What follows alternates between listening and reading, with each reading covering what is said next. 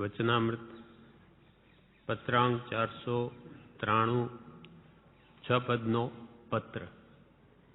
છઠ્ઠું પદ તે મોક્ષનો ઉપાય છે. છઠ્ઠું પદ તે મોક્ષનો ઉપાય છે. જો કદી કર્મ બંધ માત્ર થયા કરે એમ જ હોય તો તેની નિવૃત્તિ કોઈ કાળે સંભવે નહીં. પણ કર્મબંધથી વિપરીત સ્વભાવવાળા એવા જ્ઞાન, દર્શન, સમાધિ, વૈરાગ્ય, ભક્તિ આદિ સાધન પ્રત્યક્ષ છે. જે સાધનના બળે કર્મબંધ શિથિલ થાય છે, ઉપશમ પામે છે, ક્ષીણ થાય છે, માટે તે જ્ઞાન, દર્શન, સંયમાદિ મોક્ષપદના ઉપાય છે. મોક્ષપદના ઉપાય. પાંચું પદ મોક્ષપદ છે. તે પ્રાપ્તિના ઉપાય શું? તો કે જ્ઞાન, દર્શન, સમાધિ, વૈરાગ્ય, ભક્તિ આદિ. સમ્યક જ્ઞાન મોક્ષ પ્રાપ્તિનો ઉપાય છે. મિથ્યા જ્ઞાન વડે અનંતકાલથી જીવ સંસારમાં રજડ્યો. સમ્યક જ્ઞાનથી તેને તત્વનું ભાન થાય છે કે મારું સ્વરૂપ શું છે અને મારે શું કરવું જોઈએ, અનાદિકાલથી કેવી રીતે રજડ્યો, એ બધું ભાન એને સમ્યક જ્ઞાન વડે થાય છે. સમ્યક દર્શન વડે સત્પુરુષ દ્વારા તત્વ જાણી એના પર શ્રદ્ધાન કરે છે અને સમાધિ વડે તે પોતાના સ્વરૂપમાં સ્થિતિ કરે છે અને પરભાવને ત્યાગે છે. અને તેના માટે સાધન વૈરાગ્ય, ભક્તિ આદિ છે. ત્યાગ, વૈરાગ, ઉપશમને ભક્તિ એ મુમુક્ષુને સહજ કર્યા વિના જ્ઞાન પ્રાપ્તિ નહીં થાય. તેમાં ત્યાગ, વૈરાગ્ય, ઉપશમને ભક્તિ. ત્યાગ વૈરાગ્યનું સ્વરૂપ જ્ઞાની પુરુષોએ જે કહ્યું તે આપણે થોડુંક વાંચ્યું. રાગ દ્વેષનો ભાવ એ વૈરાગ્ય પ્રાપ્તિનો ઉપાય છે. અને હવે ઉપશમ, ત્યાગ, વૈરાગ, ઉપશમ ને ભક્તિ. ઉપશમ એટલે કષાયનું શમન. કષાયો ઘટવા જોઈએ, કેમ કે કષાય ઘટે એટલું જ કલ્યાણ છે. એ વિશે કૃપાળુદેવ પત્રાંક 613 જણાવે છે કે જે કષાય પરિણામથી અનંત સંસારનો સંબંધ થાય તે કષાય પરિણામને જીન પ્રવચનમાં અનંતાનુબંધી સંજ્ઞા કહી છે. કષાય, કસ આત્માના ગુણોને કસે અને અનંત સંસાર વધારે તે કસાય છે. એ કસાય ક્રોધ, માન, માયા, લોભ છે. એ જેટલા ઘટે એટલા જ આત્માના ગુણસ્થાનક વધે છે. એ કષાય, જે કષાય ભાવોથી અનંત સંસારનો જીવને સંબંધ થાય, અનંત સંસાર વધે એવા કષાય પરિણામને જીન પ્રવચનમાં અનંતાનુબંધી સંજ્ઞા એટલે નામ આપ્યું છે. મુખ્ય કરીને એવા કષાયો ક્યાં હોય છે? મુખ્ય કરીને અહીં ક્યાં છે તે સ્થાન કે તે કષાયનો વિશેષ સંભવ છે. અનંતાનુબંધી કષાયના મુખ્ય કારણો કયા તે કહે છે. સદદેવ, સદગુરુ અને સદધર્મનો જે પ્રકારે દ્રોહ થાય, અવજ્ઞા થાય તથા વિમુખ ભાવ થાય એ આદિ પ્રવૃત્તિથી, તેમજ અસદદેવ, અસદગુરુ તથા અસદધર્મનો જે પ્રકારે આગ્રહ થાય તે સંબંધી કૃતકૃત્યતા માન્ય થાય એ આદિ પ્રવૃત્તિથી પ્રવર્તતા અનંતાનુબંધી કષાય સંભવે છે. જે ભાવો વડે સાચા દેવગુરુ ધર્મની વિરાધના થાય, દ્રોહ થાય એટલે કે તેમની ઈર્ષા આવે, તેમનું ભૂંડું બોલે કે સાચા દેવગુરુ ધર્મની નિંદા કરે અને અસદ દેવ, અસદ ગુરુ, અસદ ધર્મનો આગ્રહ થાય. જે કુલમાં જન્મ્યો હોય, અમારા ગુરુ તે સાચા ગુરુ, ભલે શાસ્ત્રોના નામ પણ નહીં જાણતા હોય, જ્ઞાન પ્રાપ્તિ બી નહીં થઈ હોય, પણ એ અમારા ગુરુ એમ માનીને પોતાના મતનો જ આગ્રહ દ્રઢ કરે. અસદ દેવગુરુ ધર્મનો જે પ્રકારે આગ્રહ થાય તે સંબંધી કૃતકૃત્યતા માન્ય થાય એ આદિ પ્રવૃત્તિથી પ્રવર્તતા અનંતાનુબંધી કષાય સંભવે છે. સાચા દેવગુરુ ધર્મની વિરાધના અને ખોટા અસદ દેવગુરુ ધર્મની આરાધના એ મુખ્યત્વે અનંતાનુબંધી કષાયના કારણો છે. મતાર્થીના લક્ષણ. વળી પત્રાંક 727 જણાવે છે, પૃષ્ઠ 700 ઉપદેશ છાયામાં, કોઈ ઉપર ક્રોધ કરવો નહીં. કેમ કે ક્રોધ, માયા, લોભ એ 4 કસાય છે. એના 16 ભેદ છે. અનંતાનુબંધીની ચોકડી, અપ્રત્યાખ્યાની, પ્રત્યાખ્યાની સંજ્વલન. કોઈ ઉપર ક્રોધ કરવો નહીં. જેમ રાત્રિ ભોજન ત્યાગ કર્યું છે, તેમ ક્રોધ, માન, માયા, લોભ, અસત્ય આદિ છોડવાને પ્રયત્ન કરી મોડા પાડવા, તે મોડા પાડવાથી પરિણામે સમ્યક્ત્વ પ્રાપ્ત થાય. ક્રોધ, માન, માયા, લોભ ને ત્યાગવાથી શું થાય? પરિણામે સમ્યક દર્શનની પ્રાપ્તિ થાય. અનંતાનુબંધી ક્રોધ, માન, માયા, લોભ અને મિથ્યાત્વની મિશ્ર મોહનીને સંકિત મોહની, એ 7 પ્રકૃતિનો ઉપશમ, ક્ષોપશમ કે ક્ષય થાય ત્યારે જીવને ઉપશમ સંકિત, ક્ષોપશમ સંકિત કે ક્ષય સમ્યક દર્શનની પ્રાપ્તિ થાય છે. માટે અહીંયા કૃપાલુ કહે છે, કોઈ ઉપર ક્રોધ કરવો નહીં. ક્રોધ કરવાથી પોતે પણ બળે, પોતે દુઃખી થાય અને સામા જીવને પણ દુઃખી કરે. કોઈ ઉપર ક્રોધ કરવો નહીં. જેમ રાત્રિ ભોજન આદિ વ્રત કરે, તેમ ક્રોધ, માન, માયાલોભ, અસત્ય આદિ છોડવાનો પણ આવી રીતે વ્રત લઈ પ્રયત્ન કરીને એને મોડા પાડવા. તે મોડા પાડવાથી પરિણામે સમ્યક દર્શનની પ્રાપ્તિ થાય છે. ક્રોધ, માન, માયા, લોભ એ વિશે એક દ્રષ્ટાંત છે. ભગવાન ઋષભદેવના પહેલા ભાવની વાત છે.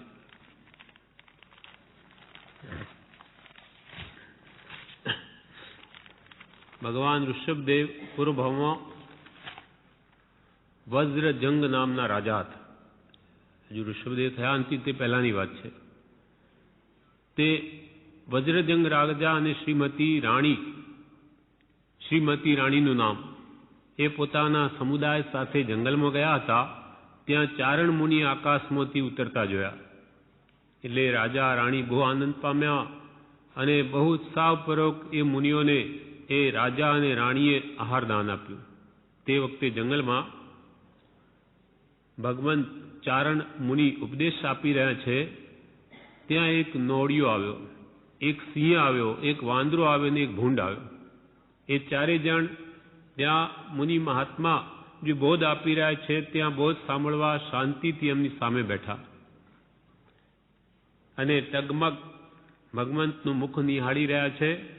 તે જોઈને આશ્ચર્યથી વજ્રજંગ રાજાએ પૂછ્યું કે હે સ્વામી, આ 4 જીવો અહીં મનુષ્યોની જેમ વચ્ચે નિર્ભયપણે આપના મુખ કમલ તરફ નજર કરીને કેમ બેઠા છે? એનું કારણ શું? તેના ઉત્તરમાં મુનિ રાજે કહ્યું, સાંભળ હે રાજન, આ સિંહ વગેરે 4 જીવો તારું આહારદાન દેખીને પરમ હર્ષ પામ્યા છે. અને આ સિંહ તો પૂર્વ ભવે હસ્તિનાપુરમાં એક વેપારીનો પુત્ર હતો, પણ તીવ્ર ક્રોધને લીધે તે મરીને આ સિંહ થયો છે. વણિક પુત્ર હતો, ભયંકર ક્રોધ કષાય ભાવના કારણે મરીને આ સિંહ થયો છે. અને આ ભૂંડ છે તે પૂર્વભવે રાજપુત્ર હતો, પણ તીવ્ર માનને લીધે તે મરીને આ ભૂંડ થયો છે. માન કષાયના કારણે ભૂંડ અવતાર આવ્યો. અને આ વાંદરો તે પૂર્વભવે એક વણિક પુત્ર હતો, તે પણ તીવ્ર માયાને લીધે મરીને આ વાંદરો થયો છે. વળી આ નોળિયું પૂર્વભવે એક હલવાઈ હતો, તે તીવ્ર લોભને કારણે મરીને નોળિયો થયો છે. ક્રોધ, માન, માયા, લોભ, કષાના કારણે આ તિર્યંચ યોનિને પામ્યા છે. અત્યારે આ 4 જીવો આહારદાન દેખીને અતિ હર્ષિત થયા છે અને 4ને જાતિ સમણ જ્ઞાન થયું છે. તેથી તેઓ સંસારથી એકદમ વિરક્ત થયા છે અને નિર્ભયપણે ધર્મ શ્રવણ કરવાની ઈચ્છાથી અહીં બેઠા છે. તમે બંનેને આહારદાનના ફળમાં ભોગભૂમિનું આયુષ્ય બાંધ્યું. વજ્રજંગ રાજા અને શ્રીમતી રાણીને કહ્યું, તમે 2 આહારદાનના ફળમાં ભોગભૂમિનું આયુષ્ય બાંધ્યું છે. અને આ સિંહ વગેરે 4 જીવોએ પણ આહારદાનનું અનુમોદન કરીને તમારી સાથે જ ભોગભૂમિનું આયુષ્ય બાંધ્યું છે. આ બધા જીવો દેવ મનુષ્યના ઉત્તમ ભવોમાં તમારી સાથે જ રહેશે. કોણ છે? ભરત, બાહુબલ, બ્રાહ્મી, સુંદરી. પૂર્વમાં સાથેના સાથે ઠેઠ સુધી ચાલ્યા આવે છે, પણ ત્યાંથી આ શરૂઆત થઈ એટલે કરણ કરાવણને અનુભવને સરીખો ફળ નિપજાયો. જેમ કરે તેવા ફળ ભોગવવા પડે. કશાય ભાવો કર્યા તો આ ભૂંડ થયો કે સિંહ થયો કે નોળિયું થયું કે વાંદરો થયો, અને આ ભાવમાં ઉત્તમ ભાવના ભાવી તો હવે એ ત્યાંથી ભોગભૂમિમાં જઈ અને સાથે ભગવાન વિષ્ણુદેવના જીવની સાથે સાથે ઠેઠ સુધી ચાલશે. એટલે કશાય ભાવો કરવા યોગ્ય નથી. એનું પરિણામ ઘણું ખરાબ આવે છે. કોઈ ઉપર ક્રોધ કરવો નહીં.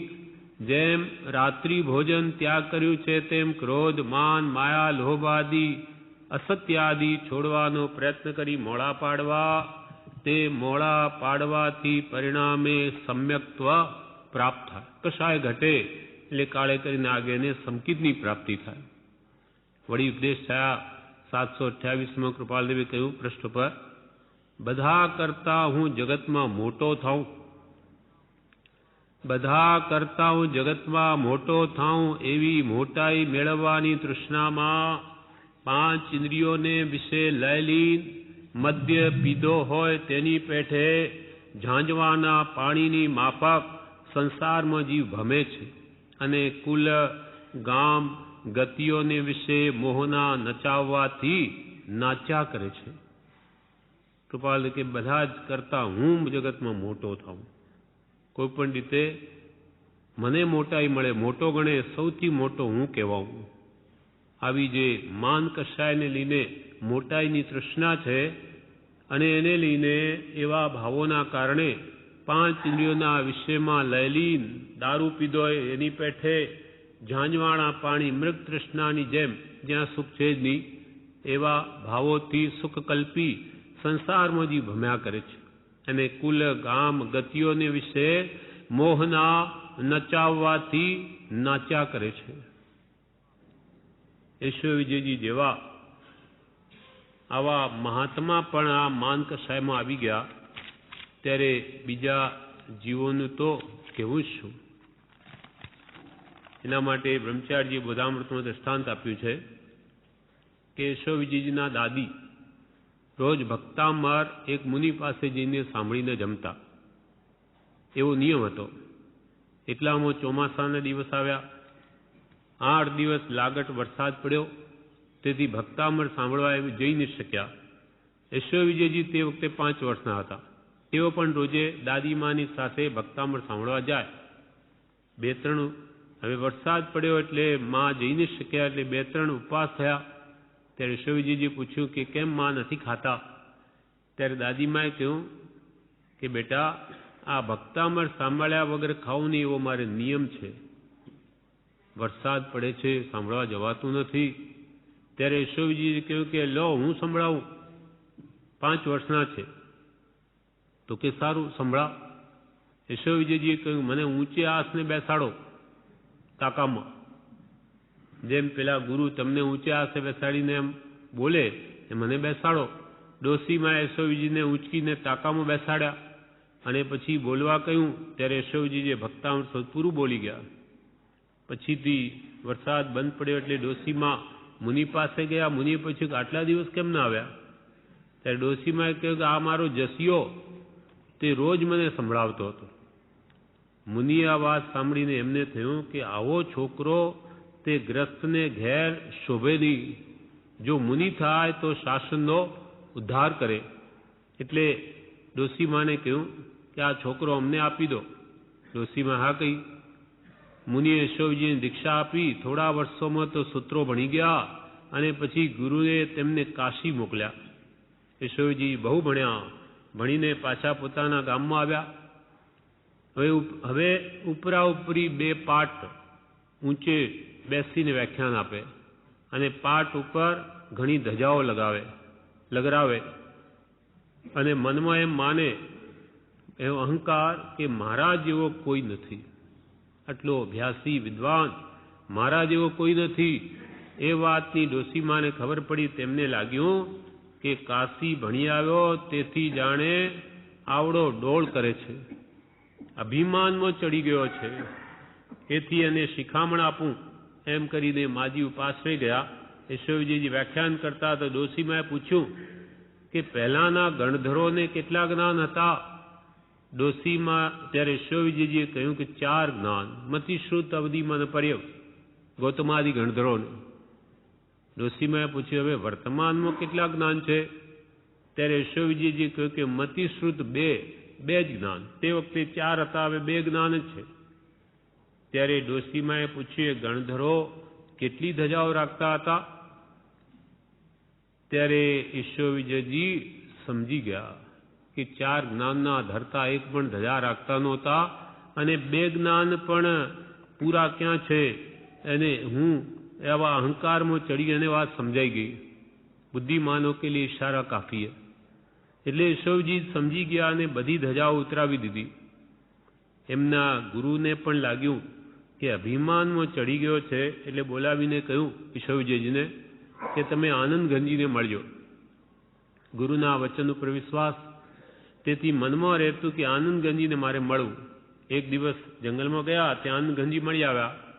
નમસ્કાર કરી યશોવીજી ત્યાં બેઠા. આનંદગંજીએ પૂછ્યું તમને 10 વૈકાલિક સૂત્ર આવડે છે? ત્યારે યશોવીજી કહ્યું હા આવડે છે. ત્યારે આનંદગંજી કહ્યું એની પહેલી ગાથાનો અર્થ કરો. ધમ્મો મંગલ મુક્તિટમ અહિંસા સંજમો તવો દેવા વિનંતી નમમ સત્ય જસ ધમ્મે સયામણો. આ પહેલી ગાથા, એનો અર્થ કરો. એ આખી ગાથાના 10-12 પ્રકારે અર્થ કર્યા. આનંદગંજીએ કહ્યું બસ આટલું જ આવડે છે? ત્યારે યશોવીજીએ ફરી બીજી રીતે 10-12 અર્થ કર્યા. આનંદગંજીએ કહ્યું બસ એટલું જ આવડે છે? ત્યારે યશોવીજીએ કહ્યું કે તો તમે જ અર્થ કરો, મેં તો 24 પ્રકારે તો કરી દીધા, હવે એથી વિશેષ શું, તો તમે કરો. ત્યારે આનંદગંજીએ એ જ ગાથાના અર્થ 3 દિવસ અને 3 રાત સુધી એ ગાથાના અર્થ કર્યા. તેથી યશોવીજીને લાગ્યું કે આ તો બહુ ભણ્યા પણ નથી, છતાં મારા કરતાં વધારે જાણે છે. હું કાશી ભણી આવ્યો છતાં આટલું જાણતો નથી, બધું અભિમાન ગળી ગયું. આ પાંડિત્યમાં તો કાંઈ નથી, આત્માનું હિત તેનાથી થાય એમ નથી.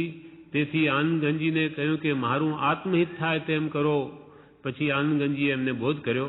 યશોવીજી બહુ પ્રસન્ન થયા અને આનંદગંજીના ઉપકારવાળા 4-5 પદો પણ લખ્યા. યશોવીજી યોગ દ્રષ્ટિ સમુચય ગ્રંથમાં સંક્ષેપમાં 8 દ્રષ્ટિની સજા લખી, આનંદગંજીને બતાવી. સંસ્કૃતનો ગર્વ મૂકીને ગુજરાતીમાં લખ્યું. તેથી આનંદગંજીને આનંદ તો થયો, પણ સાથે કહ્યું કે સમજ્યા તે ક્ષમાયા.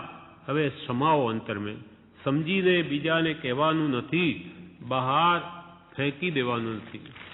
આમ જ્યારે આવા પુરુષો પણ અભિમાનમાં ચડી જાય તો આપણા જેવા પામણનું શું ગજું છે કે એને પ્રભુ શીખે જેમ એને ગળગડિયા આવ્યા વગર રહે નહીં, તેમ આવા નિમિત્તોથી દૂર રહેવું, અથવા પોતાનો વિનય ભાવ સાચવવા. હું કંઈ જ નથી, હું કંઈ જાણું નહીં, એવો ભાવ સદા જાગ્રત રાખો. બધા કરતા હું જગતમાં મોટો થાઉં એવી મોટાઈ મેળવવાની તૃષ્ણામાં 5 ઇન્દ્રિયોને વિશે લય લીન મદ્ય પીધો હોય તેની પેઠે ઝાંઝવાના પાણીની માફક સંસારમાં જીવ ભમે છે, અને કુલ ગામ ગતિઓને વિશે મોહના નચાવવાથી નાચ્યા કરે છે. વળી પ્રભુ શ્રી કહે છે અનંતકાળથી આ જીવને રખડાવનાર 5 ઇન્દ્રિયના વિષય અને ક્રોધ માન માયા લોભ રૂપ કસાય છે. અનાદિકાળથી આ જીવને રઝળાવનાર ક્રોધ માન માયા લોભ રૂપ કસાય છે. સમ્યક્ત્વને આત્માના શુદ્ધ પરિણામને ઘાતે તે કસાય અરર તે તો કસાઈ જ, તેનાથી મોટું પાપ શું? કૃપાલ ક્રોધ માન માયા ખરેખર આ પાપ છે, એનાથી બહુ કર્મ ઉપાર્જન થાય. તેમ પ્રભુ શ્રી કહે છે સમ્યક્ત્વને આત્માના શુદ્ધ પરિણામને ઘાતે તે કસાય અરર એ તો કસાઈ જ, તેનાથી મોટું પાપ શું? આત્માના ગુણોને જ ઘાતી નાખે, એનાથી વળી મોટું પાપ શું? અને અનંતકાળથી આ જીવને રખડાવનારા ક્રોધ, માન, માયા, લોભ, રૂપ કસાય જ છે. એવી રીતે એકવાર દમદંત રાજર્ષિ હતા. દમદંત નામના રાજર્ષિ પાંડવોના સમયમાં એમના તરફથી એમને મદદ કરેલી. એ હસ્તિશીર્ષ નગરમાં દમદંત નામના રાજા હતા. બહુ બળવાન હતા, પણ ન્યાય નીતિથી રાજ્ય કરતા હતા. હવે એક વખત નેમિનાથ ભગવાનના શિષ્ય ધર્મઘોષસુરી પધારેલા. તેમની વૈરાગ્યમયને અસરકારક દેશના સાંભળી આ દમદંત રાજાએ જ્ઞાન ગર્ભિત વૈરાગ્ય ઉત્પન્ન થવાથી દીક્ષા લઈ લીધી. બહુ બળવાન ન્યાય નીતિવાળા બોધ પરિણમ્યો, દીક્ષા લઈ લીધી. હવે વિહાર કરતા કરતા હસ્તિનાપુર નગરની બહાર ઉદ્યાનમાં આવીને કૌશક ધ્યાનમાં ઉભા રહ્યા. ત્યાંથી ને પાંડવો રહેવાળી અર્થે ત્યાંથી નીકળ્યા. ત્યાં મુનીશ્વરને જોતા હસ્તી ઉપરથી નીચે ઉતરી ભાવપૂર્વક તેમને નમસ્કાર કર્યો. કેમ કે એમના તે વખતે એમના સાથીદાર રહીને મદદ કરેલી અને આ મહાત્મા બની ગયા. એટલે પાંડવોએ હાથીઓ ઉપરની નીચે ઉતરીને એમને ભાવપૂર્વક નમસ્કાર કર્યા અને આગળ ચાલ્યા. હવે થોડી વાર પછી ત્યાં જઈને દુર્યોધન પરિવાર સાથે નીકળ્યો. એને મુનિને જોતા જ પૂર્વ ભવનું વેર સંભાળી રોષમાં બીજોરું ફેંક્યું. એણે જેવું બીજોરું ફેંક્યું કે એને જોઈને તેના સૈનિકોએ પણ પથ્થરો ફેંક્યા. એકે ફેંક્યું, બીજાએ ફેંક્યું, એમ બધાએ પથ્થર ફેંક્યા. તેથી મુનિ આખા ઢંકાઈ ગયા. પાછા ફરતા પાંડવોએ જોયું કે મુનિ ક્યાં ગયા. એટલામાં જોયું કે ત્યાં પથ્થરનો ઢગલો પડ્યો છે. એટલે કે આ કોઈએ ભયંકર ઉપસર કર્યો. એટલે ત્યાંથી એ યુધિષ્ઠિરને ઘણું જ દુઃખ થયું. બધા પથ્થરો સૈનિકો પાસે દૂર કરાવ્યા. મુનિને શરીરે મર્દન કરી ખમાવી વંદન કરીને પાંડવો ત્યાં સ્વસ્થાન કે ગયા. હવે પાંડવોએ વંદન કર્યું. કૌરવોએ પોતાના ભાવને અનુરૂપ વર્તન કરી ને એમને દુઃખ આપ્યું. છતાં મુનિને કોઈ ભાવે ક્રોધ ઉપજ્યો નહીં. સમભાવમાં જ રહ્યા, ક્ષમા ભાવને જ કેળવ્યો.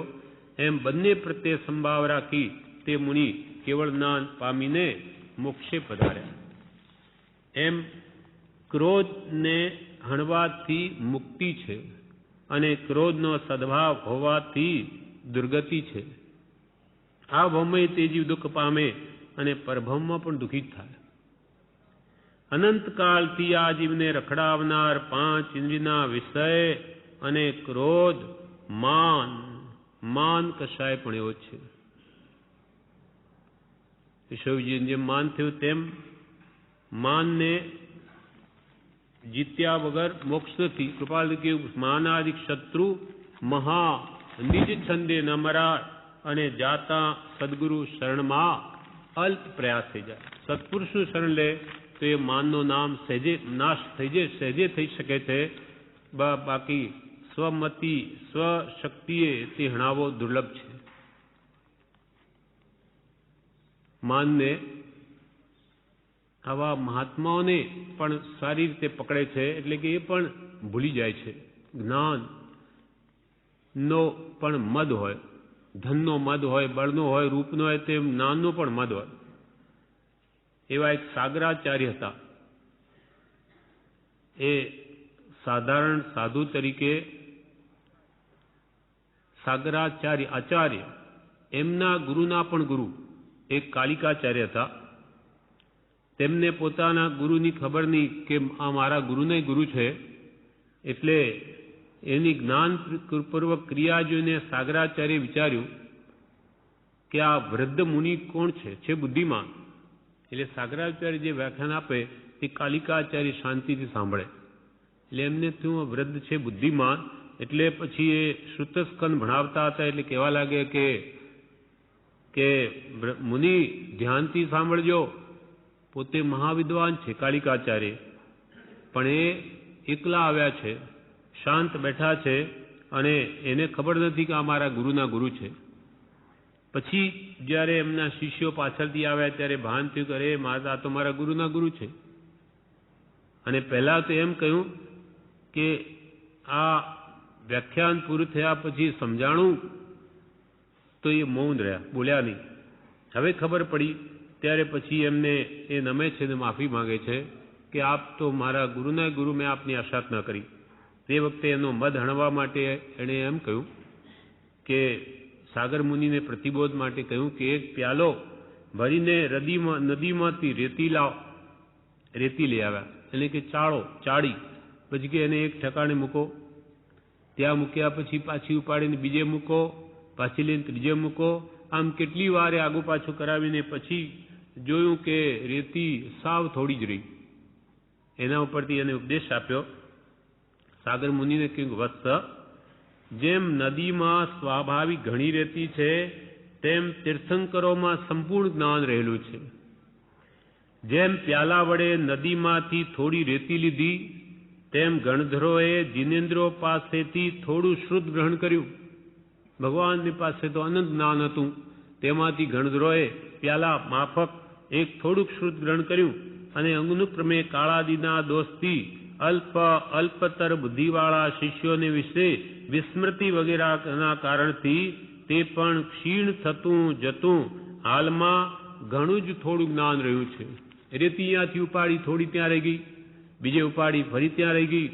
એવી રીતે જ્ઞાન કાળે કરીને એકબીજામાં મુખપાઠ યાદ રહેતા વિસ્મૃતિ દોષ આવતો ગયો અને હવે અલ્પમાત્ર જ્ઞાન રહ્યું છે. તેનું પણ હે વત્સ, તું શું અભિમાન કરે છે? આ અભિમાન કરવા યોગ્ય નથી. એથી આ મળેલું જ્ઞાન પણ તને કર્મ બંધનનું કારણ થશે. એમ સમજાવીને એને પણ માર્ગ પર લાવ્યા.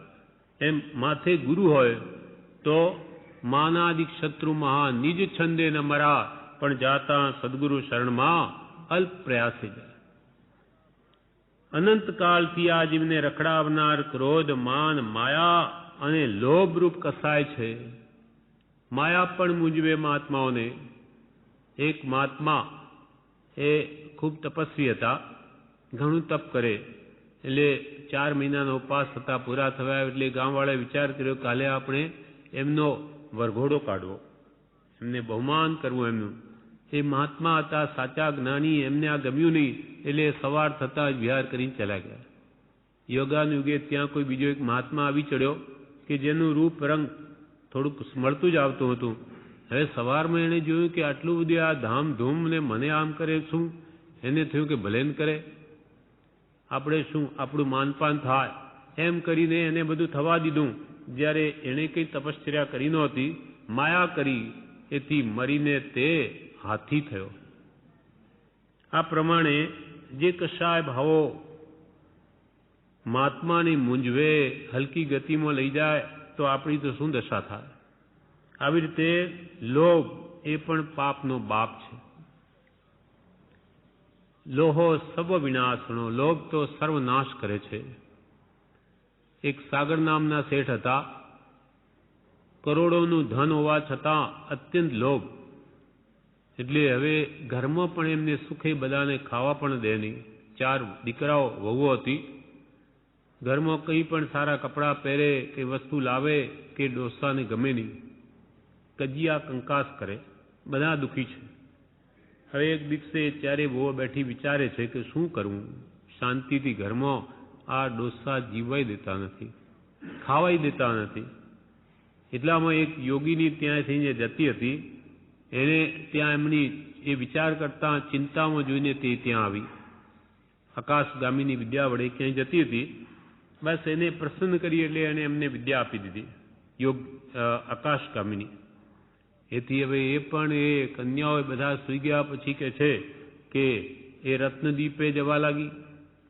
એક દિવસ નોકરને થયું કે આ લાકડું કોઈ દિવસ આમ પડ્યું, કોઈ દિવસ આમ, આટલું મોટું કારણ શું?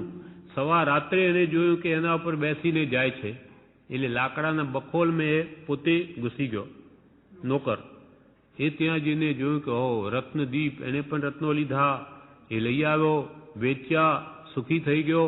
હવે શેઠની સામે બોલવા લાગ્યો. એ શેઠને થયું કે એની પાસે કંઈ પૈસા થયા લાગે, નહીં તો આવું બોલે નહીં આ. એટલે કે તું સાચું કે, તું ક્યાંથી કમાયો? મારા ઘરમાંથી લઈ ગયો? તો કે ના, આ તમારી વહુઓ રત્નદીપે જાય છે, ત્યાં ઘણા રત્નો છે, ત્યાંથી હું લઈ આવો. તો કે એમ, તો હું જઉં. એણે પણ લાગ જોઈને પછી એ પણ બખોલમાં શેઠ બેસી જાય છે. હવે ત્યાં જઈને જુએ છે પણ લોભ કશાય એટલો તીવ્ર કે જેટલું ભરાય એટલું બખોળમાં આટલી પણ જગ્યા રહેવા નહીં દીધી. એને પોતાના છાતી ઉપર બધે જ્યાં જુએ ત્યાં રત્નો ભરી લીધા અને લાકડું જેવું ઊંચું થવા માંડ્યું મંત્રથી કે સમય લાગ્યો, ધીમે ધીમે ઉઠે. એટલે એમને એ વહુએ કહ્યું કે આજે આ એટલું ભારે કેમ છે? ત્યારે આજે કંઈક કારણ છે, શું છે? એટલામાં પેલો શેઠ સસરો બોલી ઉઠ્યો કે તમારો સસરો આ સાગર દત્ત, હું છું અંદર. એટલે વહુને થયું કે ઓ અહીંયા આવી ગયો, હવે આજે કે લાગ છે. એટલે એણે 2 લાકડા લીધા સાથે અને આમ જોડીને પોતે બીજા પર બેસી ગઈ અને જેવો સમુદ્ર આવ્યો કે પેલામાંથી જે કંઈ બાંધેલી દોરી કાપી નાખી અને એ ડોસાને સમુદ્રમાં પાડી દીધો. શા માટે? અત્યંત લોભ કશા. એને લઈને એ બધાને દુઃખ આપતો હતો, એનું આ પરિણામ આવ્યું. એટલે લોહો સર્વ વિનાશનો, જે એને પ્રાપ્તિ થઈ હતી તે પણ બધું ગયું. માટે જ્ઞાની પુરુષો કહે છે આ કશાય ભાવો આત્માને આ ભાવમાં પણ દુઃખી કરે, પોતે ખાય નહીં, ખાવા દે નહીં અને પરબ્રહ્મમાં દુર્ગતિમાં લઈ જાય છે. માટે કશાય ભાવો વડે આત્માના ગુણોની પણ હાનિ થાય અને બાહ્ય શાતા પણ એને મળે નહીં. માટે અનંતકાળથી રજડાવનાર આ 5 ઇન્દ્રના વિષયોને ક્રોધ, માન, માયા, લોભરૂપ કસાય છે, તેના જેવા બીજા કોઈ વેરી નથી. એના જેવા બીજા કોઈ વેરી નથી. એ મોક્ષ તો શું, મોક્ષના માર્ગમાં પણ પ્રયાણ કરવા નથી તો મોક્ષ ક્યાંથી મળે? સંસાર માર્ગ વધારે એવા કશાય ભાવો છે. માટે મોક્ષ પ્રાપ્તિના ઉપાયમાં એને દૂર કરવા અત્યંત આવશ્યક છે. પ્રભુશ્રી કહે છે જન્મથી જ આ જીવ કસાયની પ્રકૃતિ લઈને આવે છે. હું સમજું છું તેવું મૂળથી જ હોય છે. જન્મથી જ આ કસાય ભાવો લઈને આવે, હું સમજું છું તેવું મૂળથી જ હોય છે. સ્વચ્છંદ છોડવો જોઈએ. આ સંસારમાં મુખ્ય છે 2, વિષય અને કસાય.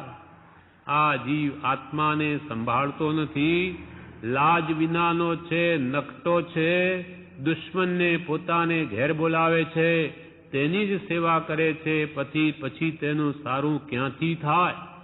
પોકાર કરીને કહીએ છીએ કે મનુષ્ય ભાવ અમૂલ્ય છે, ચિંતા મણી છે, તેને કોડી સાટે વેચી નાખ્યો છે. વિષય કસાય, કોડી સાટે આ મનુષ્ય ભાવને વેચી નાખ્યો છે. વિષય કસાયમાં વાપરી અને એને સાવ તુચ્છ પદાર્થો માટે વેચી નાખ્યો છે. જેની એક ક્ષણ રત્ન ચિંતામણી છે, અમૂલ્ય આત્મકલ્યાણ થઈ શકે એવું છે, તેને એવી રીતે દુરુપયોગ કર્યો છે. એક જ્ઞાનીની દ્રષ્ટિએ સાચું છે તે સાચું છે, બાકી તો બહારથી શીતળ દેખાતો હોય અને જ્ઞાની કહે કે તે રાગી છે તો તે ખરું? પ્રભુશ્રી કે જ્ઞાનીની દ્રષ્ટિએ જે છે તે સાચું છે. એક ભલે બહારથી શીતળ દેખાતો હોય, મહાત્મા દેખાતો હોય, પણ જ્ઞાની કહે કે આ રાગી છે, મોહી છે તો મોહી છે. કેમ કે જ્ઞાનીને ઘેર કાંટો છે. કોણ કેટલામાં છે એના જ્ઞાનમાં ઝલકે છે. આમ કહીને કહ્યું કે એક શીતળદાસ બાવા હતા, તેને એક જણે આવીને નામ પૂછ્યું તો કહે શીતળદાસ, ફરી પૂછ્યું તો કહે શીતળદાસ. એમ 2-3 વાર તો ઉત્તર આપ્યો, પણ 5-7 વાર પૂછપૂછ કર્યું એટલે એ તો ઉઠ્યો ચીપિયો લઈને મારવા. એટલે પેલા માણસે કહ્યું તમારું નામ શીતળદાસ નથી, ખરી રીતે તો તમે અગ્નિદાસ છો. એવા કુગુરોથી આપણા કશાય ભાવો ઘટે નહીં. જેના ગયા નથી એ આપણા કશાય ભાવો કેવી રીતે કાઢી શકે? વળી પ્રભુશ્રી કહે છે માન ન હોય તો અહીં જ મોક્ષ છે. માન ન હોય તો અહીં જ મોક્ષ છે. તે મુકાણું તો કામ થયું, તે મુકાણું તો કામ થયું. સમાધિસ્થ બાહુબલીજીને તેમની બહેનો બ્રાહ્મી સુંદરી એ જંગલમાં જઈને કહ્યું વીરા ગજ થકી હેઠા ઉતરો. ત્યાં બાહુબળજી વિચારમાં પડી ગયા અને જાગ્યા કે ખરી વાત છે, અહંકાર રૂપી ગજ ઉપર હું બેઠો છું, નાના ભાઈને હું નમવા હવે તો જાઉં, એમ વિચારીને ઉઠ્યા કે તરત કેવળ જ્ઞાન થયું. આટલા જ માનના અહંકારથી કેવળ જ્ઞાન અટક્યું હતું. આ જીવનું માન અહંકારે ભૂંડું કર્યું છે તે મુખ્ય છૂટકો છે. અલ્પમાત્ર આટલું પણ માન તે 12 મહિના સુધી ઉભા સુકાઈ ગયા તો પણ નહીં ગયું. અને જ્યારે વિચાર ફર્યો કે નાના ભાઈને હું હવે જઈને નમું કે તરત જ કેવળ જ્ઞાન થયું. આ તો માથે ભગવાન હતા ત્યારે બ્રાહ્મી સુંદરીને મોકલીને એમને જાગૃતિ આપી દીધી, નહીં તો કોણ જગાડે. એટલે કે છે સદા જાગૃત રહો, કોઈ કહેનાર નથી, ત્યાં વિશેષ જાગૃતિ જરૂરની છે. પ્રભુશ્રી કહે, હું સમજુ છું, હું કરું છું તે ઠીક છે, કોઈના સલાહની મારે શી જરૂર છે, મને કોણ પૂછનાર છે. એવો સૂક્ષ્મ અહંકાર જીવને મારી નાખે છે. આખો મનુષ્ય ભાવ લૂંટાઈ જાય છે. તે વેપારમાં દેવાળું નીકળે તેથી પણ મહા ખરાબ ભયંકર છે. હું સમજુ છું, હું કરું છું તે ઠીક કરું છું, કોઈના સલાહની મારે શી જરૂર છે, મને કોણ પૂછનાર છે. એવો સૂક્ષ્મ અહંકાર જીવને મારી નાખે છે. આખો ભાવ લૂંટાઈ જાય છે. તે વેપારમાં દેવાળું નીકળે તેના કરતાં પણ મહા ખરાબ છે, મહા ભયંકર છે. એટલે આ પોતે કંઈ જાણતો નથી એવો વિચાર કરીને પ્રથમ જ્ઞાનીના શરણે જવું તો જરૂર માર્ગની પ્રાપ્તિ થાય. બાકી હું સમજુ જ છું તો પછી જ્ઞાની પણ ઉપદેશ ના આપે, તું જાણે છે તો પતી ગયું. અને સ્વચ્છંદે વર્તે તો કદી પણ મુક્તિ પામી શકે નહીં. એકવાર કૃપાળદેવ સમયસારનો ગ્રંથ વાંચતા હતા. તે વખતે આ ત્રિભુવનભાઈ કે છે કે જાણે આત્મા જ બોલે છે એવો ભાસ થતો હતો. એવી એમની સ્થિરતા જોઈને એવો અનુભવ થયો. તે વખતે ખંભાતમાં રહેનારા એક શ્રાવક ભાઈ જે લોકમાં વિદ્વાન તરીકે ગણાતા અને હુકમ મુનિના ગ્રંથનો અભ્યાસી હતા, વેદાંતનો આશ્રય હતો, તેને કેવળનાન સુધીની માન્યતા હતી કે મને તો કેવળનાન છે. તે ભાઈ સાહેબજી પાસે આવ્યા હતા. તે વખતે સાહેબજી આત્માના ઘરની વાત કરતા હતા. સાહેબજીએ કીધું કે આત્મજ્ઞાન તેમને કેવળનાની માન્યતા, કેવળનાન સમ્યક દર્શન વેદાંતમાં સમકિતની પ્રાપ્તિ અને કેવળનાનની દશા કહે છે વેદાંતમાં. તે પોતાને જાણે કેવડી માનતા હતા. એટલે કૃપાળદેવે કહ્યું કે આત્મજ્ઞાન તેને કહેવાય કે ખોળામાં આવીને સિંહ બેસે, સર્પ બેસે, પણ કિંચિત માત્ર પણ રૂવાડા માય ભય થાય નહીં, તેનું નામ જ્ઞાન છે. સમ્યક જ્ઞાન જેને થયું હોય તેને પોતાના ખોળામાં સિંહ આવીને બેસે, સાપ બેસે, તો પણ કિંચિત માત્ર પણ એને રૂવાડામાં ભય નહીં થાય તો એને જ્ઞાન પ્રગટ્યું કહેવાય. આ વાત સાંભળી અને પેલા ભાઈ સાહેબજી પ્રત્યે હાથ જોડી બોલ્યા કે હું તેવો નથી, મને એવું નથી, હમણાં સિંહ આવ્યો તો હું તો ભાગી જાઉં. એટલે કે એવું મને નથી, એવું મને જ્ઞાન થયું નથી. ત્યારે સાહેબજીએ ખુલાસો કર્યો વિશેષ, અને તે પછી તે ભાઈનો મદ ગળી ગયો અને તે ભાઈ સાહેબજી પાસેથી ગયા પછી પણ ખૂબ વખાણ કરતા હતા. એમ આ જીવ માની બેસે છે જ્યારે એમાં કંઈ એવું હોતું નથી, પણ મને બધી ખબર છે, હું તો સમકીતી છું, એમ માની બેસે. કંઈક પ્રકાશ કે કંઈક શાંતિ અનુભવાય તે પોતે માની લે કે મને તો જ્ઞાન થઈ ગયું. હવે આ ભૂલ કાઢે કોણ? એમ જીવ અનાદિથી હું જાણું છું, હું સમજુ છું અને હું કરું છું તે ઠીક છે એમ માનીને ભટક્યા કરે છે. પણ એ પ્રભુશ્રી કહે છે વેપારમાં દેવાળું નીકળે એ તો એક જ ભાવ બગડે, પણ અહીંયા તો ભવો ભાવ બગડે છે. આખો મનુષ્ય ભાવ આમ લૂંટાઈ જાય છે. તે વેપારમાં દેવાળું નીકળે તેથી પણ મહા ભયંકર છે. એટલે આ કસાય ભાવો જીવને અનંત સંસાર રજડાવે છે. માન સંસારમાં સર્વત્ર નજરે આવે છે.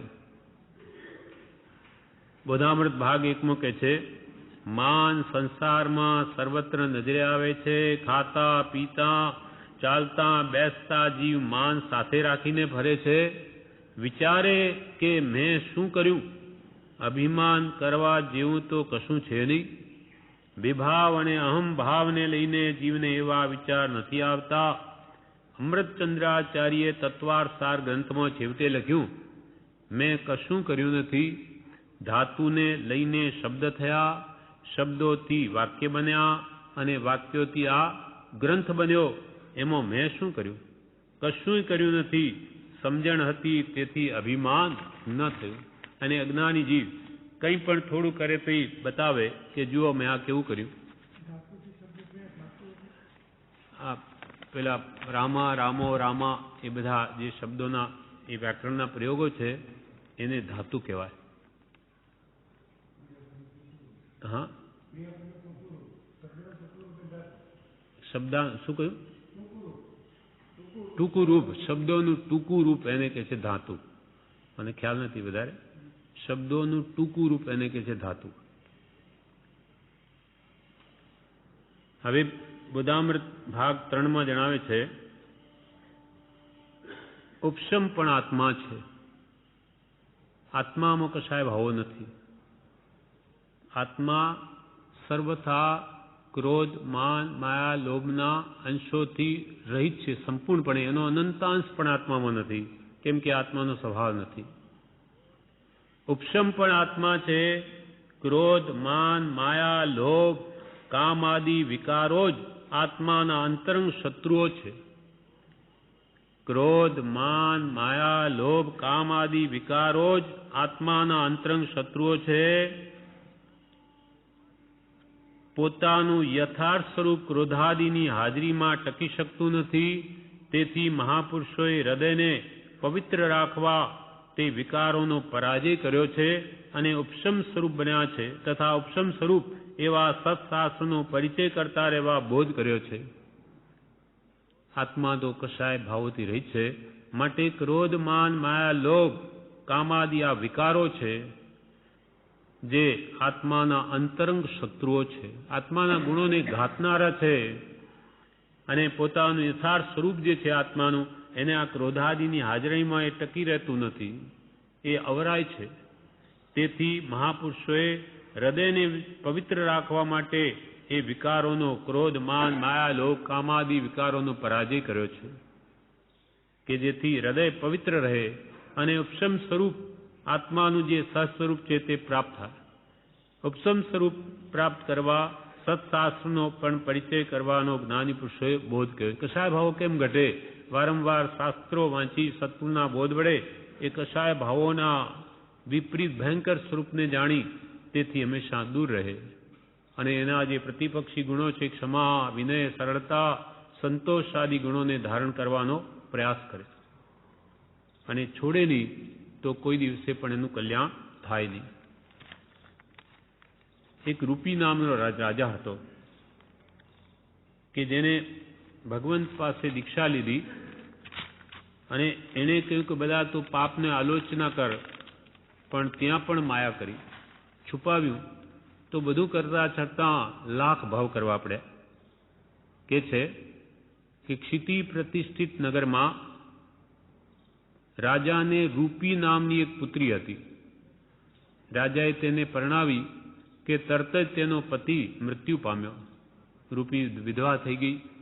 હવે શીલની રક્ષા માટે તેને અગ્નિમાં પ્રવેશ કરવાની ઈચ્છા પિતાને જણાવી કે હવે પતિ મરી ગયો, હવે હું શીલની રક્ષા માટે અગ્નિમાં બળીને મરી જાઉં. ત્યારે પિતાએ કહ્યું, હે વત્સ, અગ્નિ પ્રવેશથી શો લાભ? માટે એ વિચાર હવે તું તજી દઈ જૈન ધર્મ રક્ત કરી તારા શીલનું રક્ષણ કર. પછી તે દ્રવ્યને ભાવથી શીલનું રક્ષણ કરવા લાગી. રાજા પણ મૃત્યુ પામ્યો. પુત્ર હતો નહીં, આ પુત્રી જ હતી. એટલે પુત્ર નહીં હોવાથી પોતાની પુત્રી રૂપીને જ રાજા બનાવી. તેથી તે રૂપી રાજાના નામથી લોકમાં પ્રસિદ્ધ થયો. હવે એક વખત શીલ સન્ના નામનો મંત્રી હતો. એનો શીલ સન્ના એ રાજસભામાં બેઠો હતો. ત્યારે રૂપી છે સ્ત્રી, પણ હવે પુરુષ રાજા રૂપે છે એ રૂપીએ તેની શીલસનના મંત્રી તરફ વિકારવાળી દ્રષ્ટિથી જોયું. મંત્રી તરત જ તેના વિકાર ભાવ સમજી ગયા. તેણે વિચાર કર્યો કે જ્યારે રાજા જ પોતે અન્યાય કરે તો તેને કોણ અટકાવી શકે? હવે એની દ્રષ્ટિ વિકૃત થઈ છે, હવે એને કોણ કહે? માટે મારે અહીં રહેવું યોગ્ય નથી, આ નગરમાં હવે મારે રહેવું યોગ્ય નથી એમ એ વિચારી મંત્રી ગુપ્ત રીતે નગરમાંથી બહાર ચાલ્યા ગયા. બહાર દેશ ચાલ્યો ગયો, બીજા રાજ્યમાં ગયા. ત્યાં કંઈ કારણ બનવાથી એમને જાતે સમણ જ્ઞાન થયું, પછી અવધિ જ્ઞાન થયું અને પોતે પંચમુષ્ટિ લોચ કરીને મંત્રીએ દીક્ષા લઈ લીધી. હવે વિહાર કરતા ત્યાં રૂપી રાજાના નગરની બહાર ઉદ્યાનમાં પધાર્યા. ઉદ્યાનમાં ત્યાં રૂપી રાજા પણ સામંતો સહિત વંદન કરવા માટે આવ્યા. ગુરુના મુક્તિ ધર્મોપદેશ સાંભળી રૂપી રાજાએ ચારિત્ર ગ્રહણ કર્યું, દીક્ષા લઈ લીધી. હવે અહીંયા આ પોતાના જ મંત્રી હતા, આજે ગુરુ થઈને આવ્યા, તો એનો ઉપદેશ સાંભળીને એ રૂપી રાણી, જે રૂપી રાજા થયેલા, એને દીક્ષા લીધી. અને હવે એક દિવસે શીલસનના મુનિને રૂપી સાધ્વીએ કહ્યું, હે ભગવંત, મને આપ સંલેખના કરાવો. ત્યારે ગુરુ બોલ્યા, આ ભાવ સંબંધી સર્વ પાપની આલોચના લઈ શલ્યરહિત થઈ અને પછી ચિત્કાર કાર્ય કરો. જે પણ આ કાળમાં આપણને ભૂલો થઈ હોય તેના પાપોને યાદ કરી એ શલ્ય બધું દૂર કરી અને તમે ભલે સંલેખના કરો. જ્યાં સુધી શલ્ય ન જાય ત્યાં સુધી બહુ ભાવ ભ્રમણ કરવું પડે છે. એ પ્રમાણે સાંભળીને રૂપી સાધ્વીએ બધા પોતાના દોષો કહી દીધા, પણ એક દ્રષ્ટિ વિકાર વિના બીજા સર્વ પાપોની આલોચના લીધી. ત્યારે ગુરુ મહારાજે તેને જણાવ્યું કે પ્રથમ રાજસભામાં તે મારી સામે સરાગ દ્રષ્ટિથી જોયું હતું તેની આલોચના કર. ત્યારે તે બોલી, મેં તો એ સહજ જોયું હતું, તેમાં કોઈ પ્રકારનો વિકાર ભાવ નહોતો. એટલે ગુરુએ તેને પ્રતિબોધ કરવા અનેક બીજા દ્રષ્ટાંતો લક્ષ્મણ સાધ્વીના પણ આપ્યા કે કેવી બુરી દશા થાય છે. તે સાંભળીને પણ રૂપી સાધ્વી બોલી કે મારામાં આવું કાંઈ શલ્ય નથી. ત્યારે ગુરુએ તેને અયોગ્ય જાણી તેની સંલેખના કરાવી નહીં અને ગુરુ કેવળનાન પામીને મોક્ષે પધાર્યા. હવે રૂપી સાધ્વી પોતાના દોષો જાણે છે છતાં કહીને આલોચના નહીં લીધી. તેનું પરિણામ શું આવ્યું? રૂપી સાધ્વી માયા વડે મૃત્યુ પામી દેવી થઈ. 1,00,000 ભાવમાં 3 ભાવ ઓછા. પત્રાંક 493, 6 પદનો પત્ર. છઠ્ઠું પદ તે મોક્ષનો ઉપાય છે.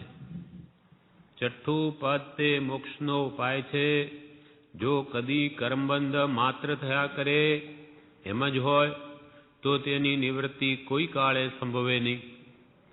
પણ કર્મ બંધથી વિપરીત સ્વભાવવાળા એવા જ્ઞાન, દર્શન, સમાધિ, વૈરાગ્ય, ભક્તિ આદિ સાધન પ્રત્યક્ષ છે.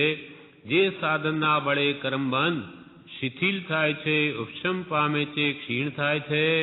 માટે તે જ્ઞાન, દર્શન, સંયમાદિ મોક્ષપદના ઉપાય છે. મોક્ષપદનો ઉપાય મોક્ષ છે એ નિશ્ચય થઈ ગયા પછી તેની પ્રાપ્તિ કેમ થાય એ પ્રત્યેક જીવને આકાંક્ષા રહે. તેના માટે કૃપાલદેવ કહે છે કે અનાદિકાલથી જીવ કર્મબંધ કરતો આવ્યો એ પ્રમાણે કર્મબંધ સહેજે થયા જ કરતા હોય. કર્મબંધ કરવાનો જીવનો જો સ્વભાવ હોય તો કોઈ કાળે એનો નિવેડો આવે જ નહીં. એ જન્મ મરણથી મુક્ત થાય જ નહીં. ભાવ કર્મથી દ્રવ્ય કર્મ, દ્રવ્ય કર્મથી નો કર્મ, પણ એમ નથી. જો જીવ ભાવ કર્મ ન કરે તો જ્ઞાનાવરણી આદિ કર્મનો બંધ થાય જ નહીં અને એને આ શરીર આદિ, કુટુંબાદિ કે ધન પરિગ્રહનો સંગ જ નહીં થાય. નો કર્મ એનું ફળ આવે જ નહીં. માટે કર્મબંધથી વિપરીત સ્વભાવવાળા એવા સમ્યક જ્ઞાન, સમ્યક દર્શન અને સમ્યક ચારિત્ર, વૈરાગ્ય અને ભક્તિ આદિ સાધન પ્રત્યક્ષ છે. ભક્તિ એ પણ મોક્ષના ઉપાયમાં પ્રભુ પ્રત્યે સાચી ભક્તિ પ્રગટાવવી એ મોક્ષ મેળવવાનો સાચો ઉપાય છે, શ્રેષ્ઠ ઉપાય છે. કૃપાલદેવ એ તો વચનામૃતમાં એમ કહ્યું કે ભક્તિ એ સર્વોત્કૃષ્ટ માર્ગ છે. 687 પૃષ્ઠ ઉપર ઉપદેશ છાયામાં કહ્યું, ભક્તિ એ સર્વોત્કૃષ્ટ માર્ગ છે. ભક્તિથી અહંકાર મટે, સ્વચ્છંદ ટળે અને સીધા માર્ગે ચાલ્યું જવાય. અન્ય વિકલ્પો મટે. આવો એ ભક્તિ માર્ગ શ્રેષ્ઠ છે. સીધા માર્ગે ચાલ્યું જવાય, અહંકાર થાય નહીં. ભક્તિમાં તો હે ભગવાન, હું તો આપનો દાસ છું, હું પામર છું, મૂઢ છું, નિરાશ્રિત છું, અનાથ છું, મારામાં કંઈ જ નથી. આપ અનંત ગુણના ધામ છો અને હું તો અનંત દોષનો પિંડ છું. એવો જ્યાં વાસ્તવિક સ્વરૂપ પોતાનું છે વર્તમાનમાં, એ ભગવાનની આગળ રજૂ કરે છે. એથી અને અહંકાર માટે સ્વચ્છંદ ટળે ને સીધા માર્ગે ચાલ્યું જવાય. અહંકાર આવે નહીં, કેમ કે પાપ મૂળ અભિમાન છે. એ નહીં થાય માટે સીધે માર્ગે ઠેઠ મોક્ષ સુધી પહોંચી જાય. એટલે કૃપાલ, ભક્તિ એ તો સર્વોત્કૃષ્ટ માર્ગ છે. ભક્તિ એટલે શું? ભક્તિ એટલે જે પ્રેમ રૂપી મૂડી સંસારમાં વેરેલી છે તેને ભેગી કરીને સત્પુરુષના ગુણો પ્રત્યે લગાવી, તે ભક્તિ છે.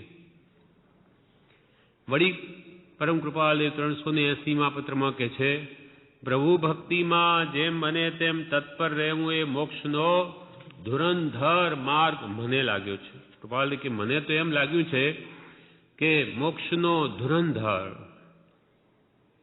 અલ્પ સમયમાં, ટૂંકા સમયમાં મોક્ષ મેળવી આપે એવી એવો કોઈ પદાર્થ જગતમાં હોય તો તે પ્રભુ પ્રત્યેની ભક્તિ છે. ટૂંકા સમયમાં મુક્તિ આપી દે. ભક્તિ મળવી દુર્લભ છે. મુક્તિ સુલભ છે, જ્ઞાનીઓ કહે છે, પણ મુક્તિનો ઉપાય જે પ્રભુ ભક્તિ છે એ જ બહુ દુર્લભ છે. મુક્તિથી અધિક તુજ ભક્તિ મુજ મન વસી, જે હસું સબળ પ્રતિબંધ લાગ્યો. લોહ પાસ કનક પાસા ચમક પાષાણ જીમ, લોહને ખેંચશે મુક્તિને સહજ તુજ ભક્તિ રાગો. લોહ ચમક પાષાણ એટલે લોહ ચુંબક. જેમ લોખંડને ખેંચે તેમ તારામાં કે ભક્તિ હશે, એ ભગવાન મારામાં ભક્તિ હશે તો આ મુક્તિ તો એની મેળે ખેંચાઈને આવશે. એટલે ભગવાન મુક્તિ આપવામાં કૃપણ નથી, પણ ભક્તિ આપવામાં કૃપણ છે. હા, એવો લોભ, ભગવતને લોભ શા માટે હશે? કેમ કે આ જીવને સંસાર પ્રત્યે અત્યંત પ્રેમ છે, ગાઢ આસક્તિ છે, મોહ છે, એ છૂટતો નથી. માટે મુક્તિ ક્યાંથી આવે? એટલે પર પ્રેમ પ્રવાહ બઢે પ્રભુ છે, તો સબ આગમ ભેદ સૂર વસે. વહ કેવલ કો બીજ જ્ઞાની કહે, અને નિજ કો અનુભવ બતલાઈ દી. અનાદિની પ્રીતિ એટલી ગાઢ છે, એ તૂટવી બહુ જ દુર્લભ છે. એ તૂટે એ મૂડી જેટલી ત્યાંથી સંકેલે તેટલી સત્પુરુષ પ્રત્યે લાગે એમ છે. પ્રભુ ભક્તિમાં જેમ બને તેમ તત્પર રહેવું મોક્ષનો એ ધુરંધર માર્ગ મને લાગ્યો છે. કૃપાલુ કહે છે, ઘણા પ્રકારથી મનન કરતા અમારો દ્રઢ નિશ્ચય છે કે ભક્તિ એ સર્વોપરી માર્ગ છે, અને તે સત્પુરુષના ચરણ સમીપ રહીને થાય તો ક્ષણ વારમાં મોક્ષ કરી દે તેવો પદાર્થ છે. ઘણા પ્રકારથી મનન કરીને આ અમે કહીએ છીએ કે ભક્તિ એ સર્વથી ઉત્કૃષ્ટ માર્ગ છે. જ્ઞાન માર્ગ 3 માર્ગ છે: જ્ઞાન માર્ગ, ક્રિયા માર્ગ અને ભક્તિ માર્ગ. જ્ઞાન માર્ગ તો દુરારાધ્ય છે, પરમાવ ગાઢ. દશા પામ્યા પહેલા તે માર્ગે પડવાના ઘણા સ્થાનક છે. સંદેહ, વિકલ્પ, સ્વચ્છંદતા, અતિ પરિણામીપણું એ આદિ કારણો વારંવાર જીવને તે માર્ગે પડવાને હેતુઓ થાય છે, અથવા ઉર્ધ્વ ભૂમિકા પ્રાપ્ત થવા દેતા નથી. અને ક્રિયા માર્ગે પણ અસર, વિમાન, વ્યવહાર, આગ્રહ, સિદ્ધિ, મોહ, પૂજા, સત્કારાદિ યોગ અને દેહી ક્રિયામાં આત્મનિષ્ઠાદિ દોષોનો સંભવ રહ્યો છે. માટે કે છે, કોઈક મહાત્માને બાદ કરતા ઘણા વિચારવાન જીવોએ ભક્તિ માર્ગનો તે જ કારણથી આશ્રય કર્યો છે, અને પરમ પુરુષ સદગુરુને વિશે સરવાર પણ સ્વાધીનપણું શિષ્યા વંદ્ય દીઠું છે. માટે ભક્તિ માર્ગ શ્રેષ્ઠ છે. કેમ કે એમાં અહંકારની સંભાવના નથી. જ્ઞાનમાં અહંકાર, અલ્પ જ્ઞાન અનેક દોષ ઉત્પન્ન કરે, અને અલ્પ ભક્તિ અનેક ગુણનું કારણ થાય છે. પણ ભક્તિ સાચા હૃદયની હોવી જોઈએ, કહેવા માત્ર નહીં. પ્રભુ શ્રી કે સાંડ ભક્તિ નગારા એ વગાડે, કંઈ તબલા વગેરે, અને માને કે આજે તો ખૂબ ભક્તિ થઈ, એ સંગીતનો સ્વાદ આવ્યો, માને ભક્તિનો. ભક્તિ ખરા અંતઃકરણની હોય તો આવા કોઈ સાધન ન હોય તો પણ એને અંતરમાં મોળકો આવે અને તે સત્પુરુષના ચરણ સમીપ રહીને થાય, જ્ઞાની પુરુષની હાજરી એની સેવામાં રહે પોતે, અને જો એવી ભક્તિ પ્રગટે તો ક્ષણવારમાં મોક્ષ કરી દે તેવો પદાર્થ છે. એવી વસ્તુ છે આ, ક્ષણવારમાં એને મુક્તિ આપી દે. જેમ કે ભગવતને આવ્યો, તને આવ્યો પ્રેમ તે મારે સો નેમ. ભરવાડને કહ્યું કે આટલું, નારદજીને કહ્યું આટલું પૂછી લાવજો, વિષ્ણુ ભગવાન પાસે જાઓ છો તો કે શું? તો કે મને ભગવાન દર્શન ક્યારે આપશે ને આ ઠુમરો ધરું છું તે મળે છે કે નહીં? ત્યારે ભગવાન વિષ્ણુને, વિષ્ણુની કથા છે, નારદજીએ પૂછ્યું કે પેલો ભરવાડ એમ કે છે કે જે આપને ધરે છે ઠુમરો, જે સવારમાં શું કહે એને ભોગ, એ આપને મળે છે? તો કે હા મને મળે છે, પણ એ તો એમ કે છે કે દર્શન ક્યારે આપશો? તો કે એ તો કહેવાય એવી વાત નથી, છતાં કે કહો. તો કે આ જે ઝાડની નીચે ઊભો છે એના જેટલા પાન છે એટલા યુગ વીતશે, લાખો વર્ષ જશે, ત્યાર પછી દર્શન થશે. ત્યારે હવે કે આવી વાત શું કરવી એને, નામ કરી સીધા જવા લાગ્યા. છતાં પૂછે છે દૂરથી, કેમ મહારાજ કંઈ પૂછ્યું કે નહીં? તો કે ઠુમરો આરોગે છે પણ ભક્તિ, અરે દર્શનનું શું? પેલાને તો હા કે ના, એ શું કહેવા માંગે એની આતુરતા છે. ત્યારે નારદજીએ કહ્યું કે એ તો જેટલા તું ઝાડ નીચે ઊભો એટલા યુગ વીતશે. શું યુગ? એ શું જાણે? એટલા યુગ વીતશે ત્યારે દર્શન થશે. એને તો આ થશે સાંભળીને જ એટલો ઉમળકો આવી ગયો કે મને ભગવાનના દર્શન થશે, અરે મને ભગવાનના દર્શન થશે, ભગવાનના દર્શન થશે. એ ભાવમાં ખૂબ કૂદ્યો, ખૂબ નાચ્યો, એટલો ભાવ આવી ગયો ભક્તિ કે વિષ્ણુ ભગવાન તરત જ હાજર થયા. ત્યારે નારદજી કહે કે અરે ભગવાન, તમે આવું જ સાચું બોલો છો? હમણાં કે એટલા યુગ વીતશે ત્યારે દર્શનને હમણાં જ આવી ગયા? તો કે ભાઈ ભક્તને આવ્યો પ્રેમ તો મારે સો નેમ, કઈ નિયમ છે? એમ જે કરોડો વર્ષે જેની પ્રાપ્તિ થવી દુર્લભ છે તે 2 ઘડીમાં થઈ ગઈ, વિષ્ણુ ભગવાન હાજર થઈ ગયા. એમ ભક્તિ સાચા અંતરથી ભગવાન પ્રત્યે પ્રેમ આવો પ્રગટે તો બધા કર્મનો ભૂસાડીઓ થઈ જાય. ગણી ગણીને કર્મને દૂર કરવા ન પડે, એક સાથે બળીને ભસ્મ થઈ જાય. પણ એવી ભક્તિ આવી નથી. ઋષિ કે પ્રભુ હરખ આવ્યો નથી.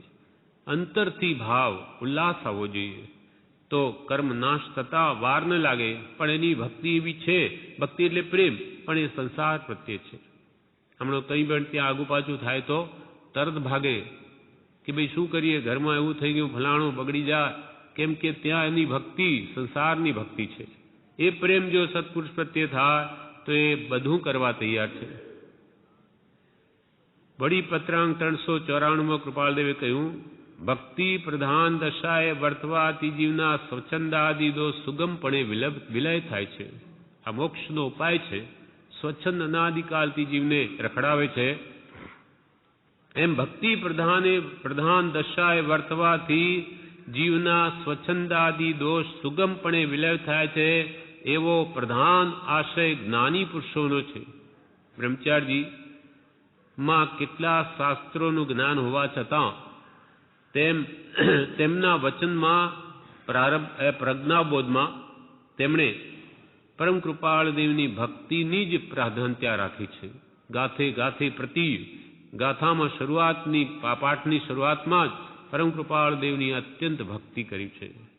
પ્રત્યે આ એમનો અંતરમાં જે પરમ પ્રેમ છે કૃપાળદેવ પ્રત્યે એ દર્શિત થાય છે. આમ સ્વચ્છંદ રોકી અને જો સત્પુરુષની ભક્તિમાં તન્મય રહે તો સુગમપણે મોક્ષની પ્રાપ્તિ થાય એમ છે. એનું પછી મન બીજે ક્યાંય જાય નહીં. અને તે ભક્તિને વિશે નિષ્કામ એવી અલ્પપણ ભક્તિ જો જીવને ઉત્પન્ન થઈ હોય છે તો તે ઘણા દોષથી નિવૃત્ત કરવાને યોગ્ય એવી હોય છે. નિષ્કામ ભક્તિ, સત્પુરુષ પ્રત્યે ભક્તિ કરી અને સંસારની કામના રાખવી નહીં કે મને ધન મળે કે સ્ત્રી મળે કે પુત્ર મળે કે દેવલોક મળે, એના માટે ભક્તિ નથી. એ તો જન્મ મરણથી મુક્ત થવા કરવા માટે છે.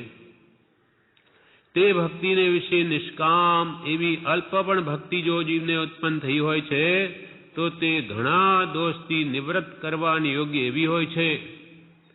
અલ્પ એવું જ્ઞાન, જ્યારે અલ્પ એવું જ્ઞાન अथवा ज्ञान प्रधान दशा ते असुगम एवा मार्ग प्रत्ये ज्ञान मार्ग असुगम एवा मार्ग प्रत्ये स्वच्छंदादि दोष प्रत्ये अथवा पदार्थ संबंधी भ्रांति प्रत्ये प्राप्त करे છે.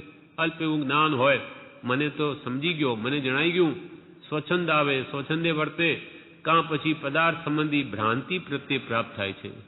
આત્મા ન હોય તેને આત્મા માની બેસે, પ્રકાશને પોતાના ડાપણને જ્ઞાન માની બેસે, એમ અથવા પદાર્થ સંબંધી ભ્રાંતિ પ્રત્યે પ્રાપ્ત કરે છે. ઘણું કરીને એમ હોય છે. તેમાં પણ આ કાળને વિશે તો ઘણા કાળ સુધી જીવન પર્યંત પણ જીવે ભક્તિ પ્રધાન દશા આરાધવા યોગ્ય છે. જીવન પર્યંત ભક્તિને જ મુખ્ય કર્તવ્ય છે. ભક્તિ એટલે ખાલી બોલી જવું એમ નહીં, સાચા અંતરનો ભાવ. તે વાંચે ત્યારે પણ એની ભક્તિ એના અંતરમાં હોય કે આ કોણ કે છે.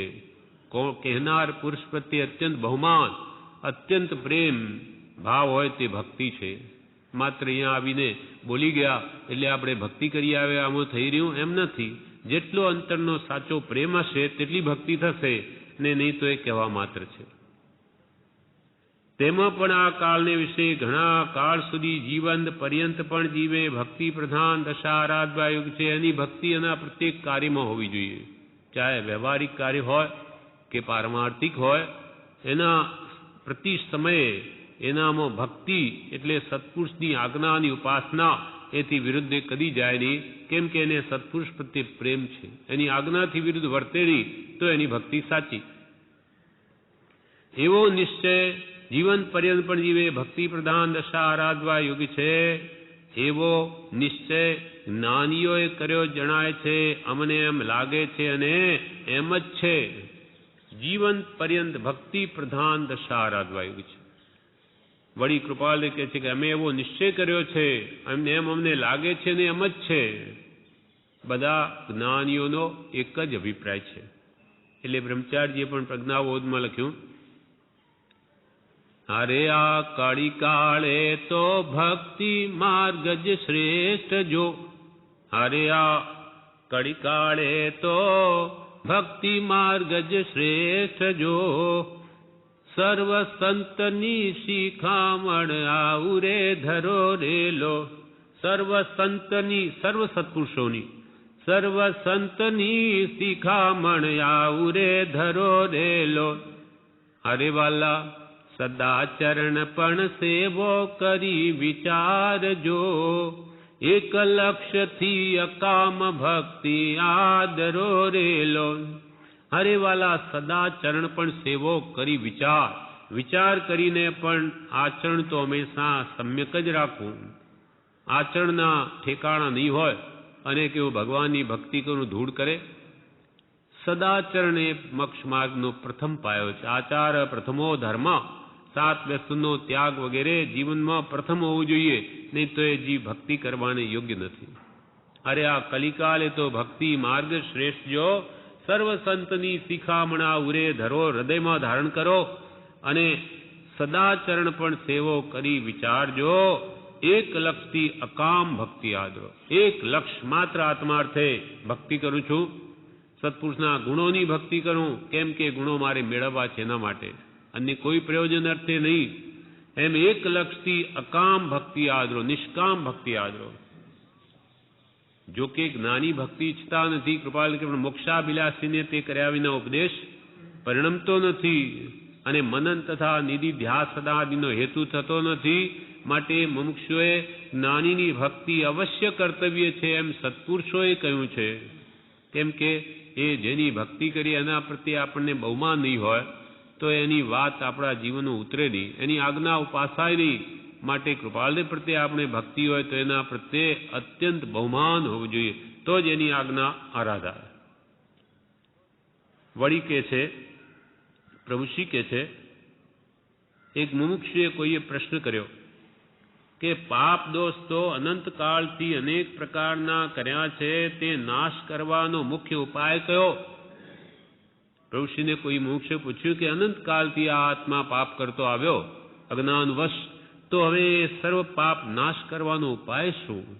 ત્યારે પ્રભુશ્રી કહે પ્રભુ શ્રી કહે ભક્તિ સ્મરણ પશ્ચાતાપના ભાવ કરે તો સર્વ પાપનું નિવારણ થાય.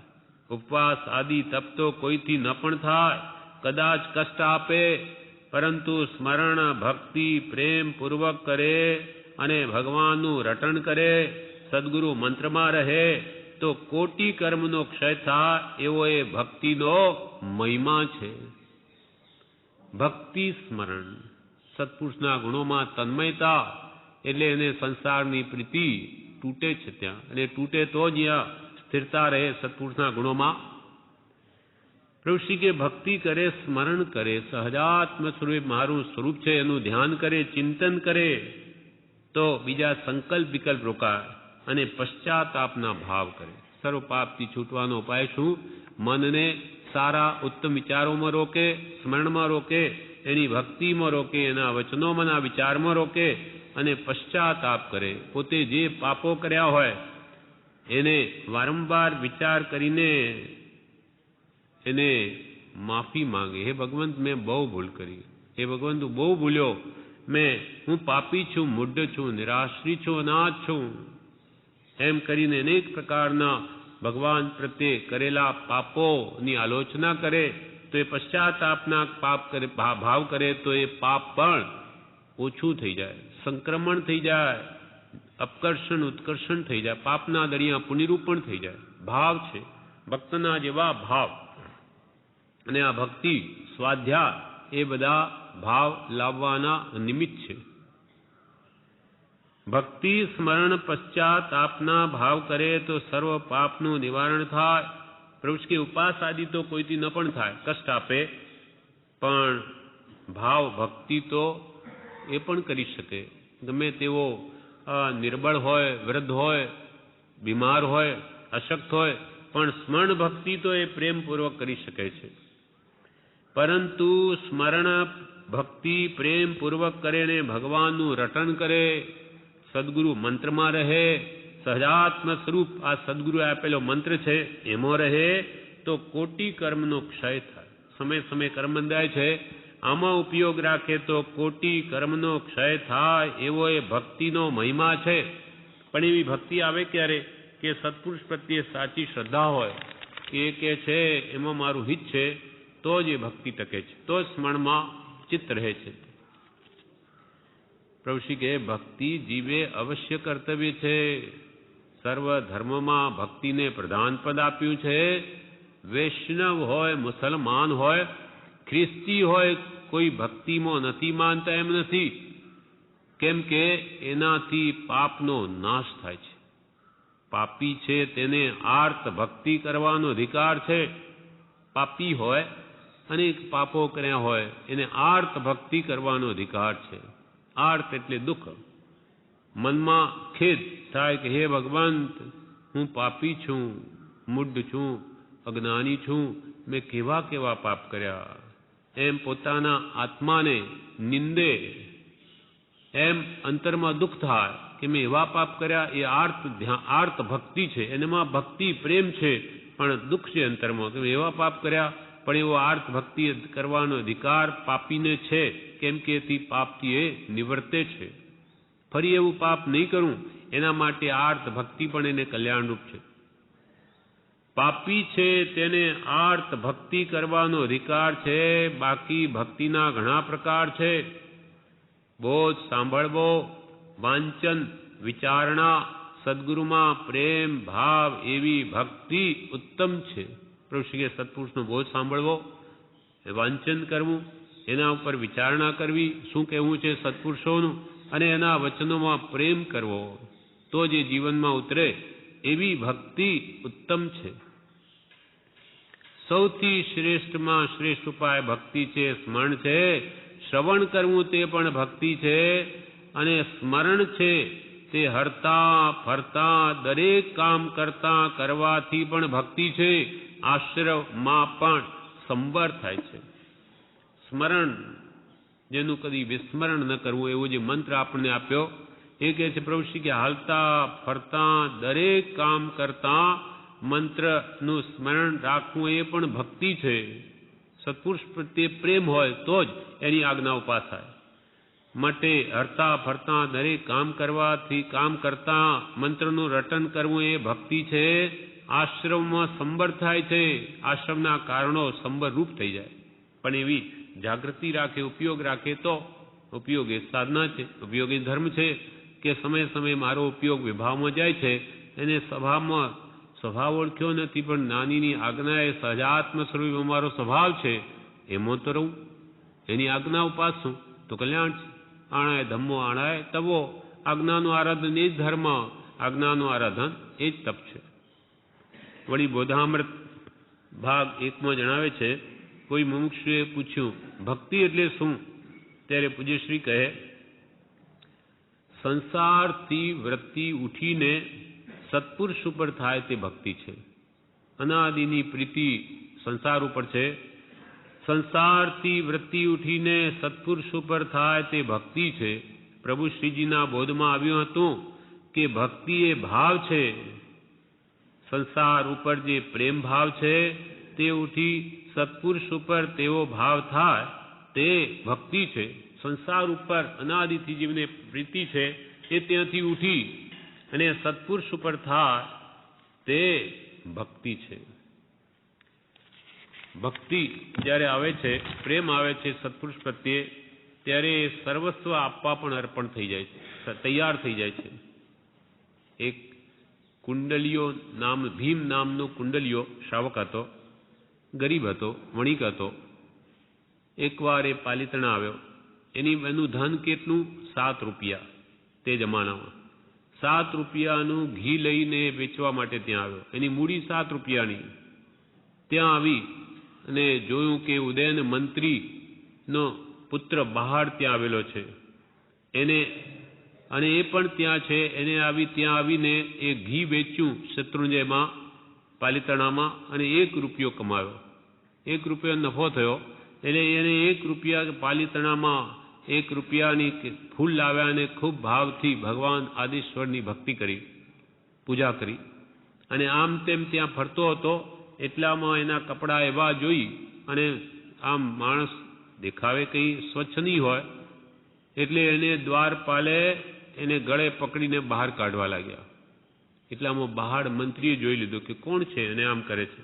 એટલે એને બોલાવ્યો કે ભાઈ તું કોણ છે?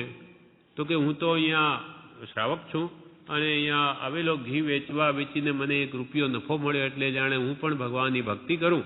એટલે આ રૂપિયાના ફૂલ લઈને ભગવાનની ભક્તિ કરીને ઊભો હતો. તેટલામાં મને એણે કહ્યું કે જા નીકળ.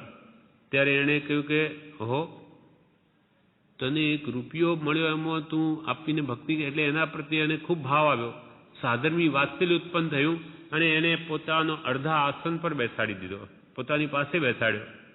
તેટલામાં એ વખતે બીજા શ્રાવકો પણ જીર્ણોદ્ધાર માટે એ બહાર મંત્રીને પૈસા આપતા હતા. એ પેલો બાજુમાં બેસાડ્યો, એ જુએ છે કે આટલા પૈસા લોકો લખાવે, એટલે એને ભાવ એવા થઈ ગયા કે હો, આ મંદિરનો જીર્ણોદ્ધાર થશે તો મારી પણ આ મૂડી સર્વ આપી દઉં. ભગવાનના મંદિરનો જીર્ણોદ્ધાર, એટલે એને 7 રૂપિયા એમાં લખાવી દીધા. એટલામાં બહાર મંત્રી કહ્યું કે એનું નામ પહેલા લખો. ત્યારે બીજા શ્રાવકો કે કેમ એમ, 7 જ રૂપિયા છે ને? તો કે એણે તો એનું સર્વસ્વ આપી દીધું છે. આની આ મૂડી જે કંઈ પણ છે તે બધું આપી દીધું, જ્યારે તમે તો તમારી મૂડીનો શતાંશ કે એથી પણ ઓછું આપો છો. માટે એની મુખ્યતા વિશેષતા છે. તેથી એ સાંભળીને બીજા શ્રાવકો પણ લજ્જા પામ્યા અને પછી મંત્રીને સાધર્મી વાત્સલ્ય ઉત્પન્ન થયું. એટલે એણે એમ કહ્યું પછીથી એકાંતમાં કે આ 500 રૂપિયા લઈ જાઓ અને આ 3 વસ્ત્ર આપ્યા કોઈ ભારે, આ લઈ જાઓ. ત્યારે પેલો કે નહીં, હું નહીં લઉં, નહીં લીધા. ખૂબ આગ્રહ કરવા. હવે ઘરે જઈને એને ભય કે પેલી સ્ત્રી કંકાસવાળી હતી, એટલે આ રૂપિયા બધા લખાવી દીધા, શું કહેશે? પણ લાગ જોઈને અવસર આવીએ એનું મૂળ જોઈ અને કહ્યું કે આપણે 1 રૂપિયો કમાવે તો ભગવાનની ભક્તિ કરી ભૂલથી, ત્યારે રાજી થઈ. સારું કર્યું કે ભગવાનની ભક્તિ કરી આવ્યા. તો કે પછી ત્યાં બધા જીર્ણોદ્ધારમાં બહુ પૈસા લખાવતા હતા, મેં મારા 7 રૂપિયા લખાવી દીધા. તો કે બહુ સારું કર્યું. એને પણ આવા ભાવ થયા, બહુ સારું કર્યું. અને એના પરથી કે પેલા ત્યાંના એક શેઠ હતા એ મને ત્યાં બધું આપવા છે 500 રૂપિયા ને એ મેં નહીં લીધા, તો કે બહુ સારું કર્યું. જેમ જેમ એને એનો ભાવ જોયો તેમ તેમ બધી વાત કરી, બહુ સારું કર્યું તમે નહીં લીધા, આપણે નહીં જોઈએ એવું વગર મહેનતનું. એથી પછી આવી એની નિષ્ફળતા જોઈને શાસન દેવીએ તેના પર તુષ્ટમાન થઈને એને યક્ષે તુષ્ટમાન થઈ ભગવાનને એને શું કર્યું કે એને એના આંગણામાં ચરુનો ઘડો ત્યાં દાટી દીધો. હવે ગાયનો ખીલો, ગાયને બાંધવા માટે ખીલો ઘાલવા જાય કે પેલો ચરુ નીકળ્યો. ત્યારે બેના ભાવ થયા, કહો એટલું બધું ધન મળ્યું, આપી દો પેલા જીર્ણોદ્ધારમાં. બેની ભાવના થઈ ગઈ, બધું ત્યાં પાલિતનામાં જીર્ણોદ્ધાર આપી દો. ત્યાં લઈને આવ્યો ત્યારે યક્ષે પ્રગટ થઈને કહ્યું, એ તો બહારને કહ્યું કે આ લઈ લો, તો કે ક્યાંથી, મને ઘરથી મળ્યું. એ પણ લેવા તૈયાર નહોતું કે આની સ્થિતિ કેવી છે, એકદમ કોઈનું લેતો નથી, પુણ્ય મળ્યું તો. એટલામાં યક્ષે પ્રગટ થઈને કહ્યું કે આ મેં આપ્યું છે, એના માટે આપ્યું છે. એટલે બહાડે પછી એ લેતા નથી અને સમજાવે છે. છતાં પણ એ તેમાંથી પણ રત્ન અને સુવર્ણ વડે ભગવાનની ભક્તિ કરી અને કળશ રત્નોનો લઈને ઘરે જાય છે. એવી રીતે દ્રઢ નિશ્ચય જેનો ભગવાનની ભક્તિમાં છે એને કોઈ દિવસ આંચ આવતી નથી. એટલે કહ્યું છે કે ભક્તિ કરતા કોણ ભૂખે મરી ગયું, ભક્તિ જ નથી. માત્ર પ્રભુ કૃપાલ કે આ તો ભક્તિ જીવે કરવી નથી ને માત્ર પેટ આગળ ધરે છે. ભક્તિ કરીને કોઈ ભૂખે મળતું નથી, પણ ભક્તિના સાચા ભાવ જ નથી. સંસારની ભક્તિ કરે છે માટે રજડે છે. સદગુરુના પગલે પગલે ચાલવાનું છે.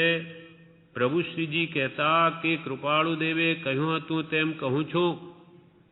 પ્રભુ શ્રીજી કહેતા બોધામૃત ભાગ 1 બ્રહ્મચારી લખે છે, પ્રભુ શ્રીજી કહેતા કે કૃપાળુ દેવે કહ્યું હતું તેમ કહું છું.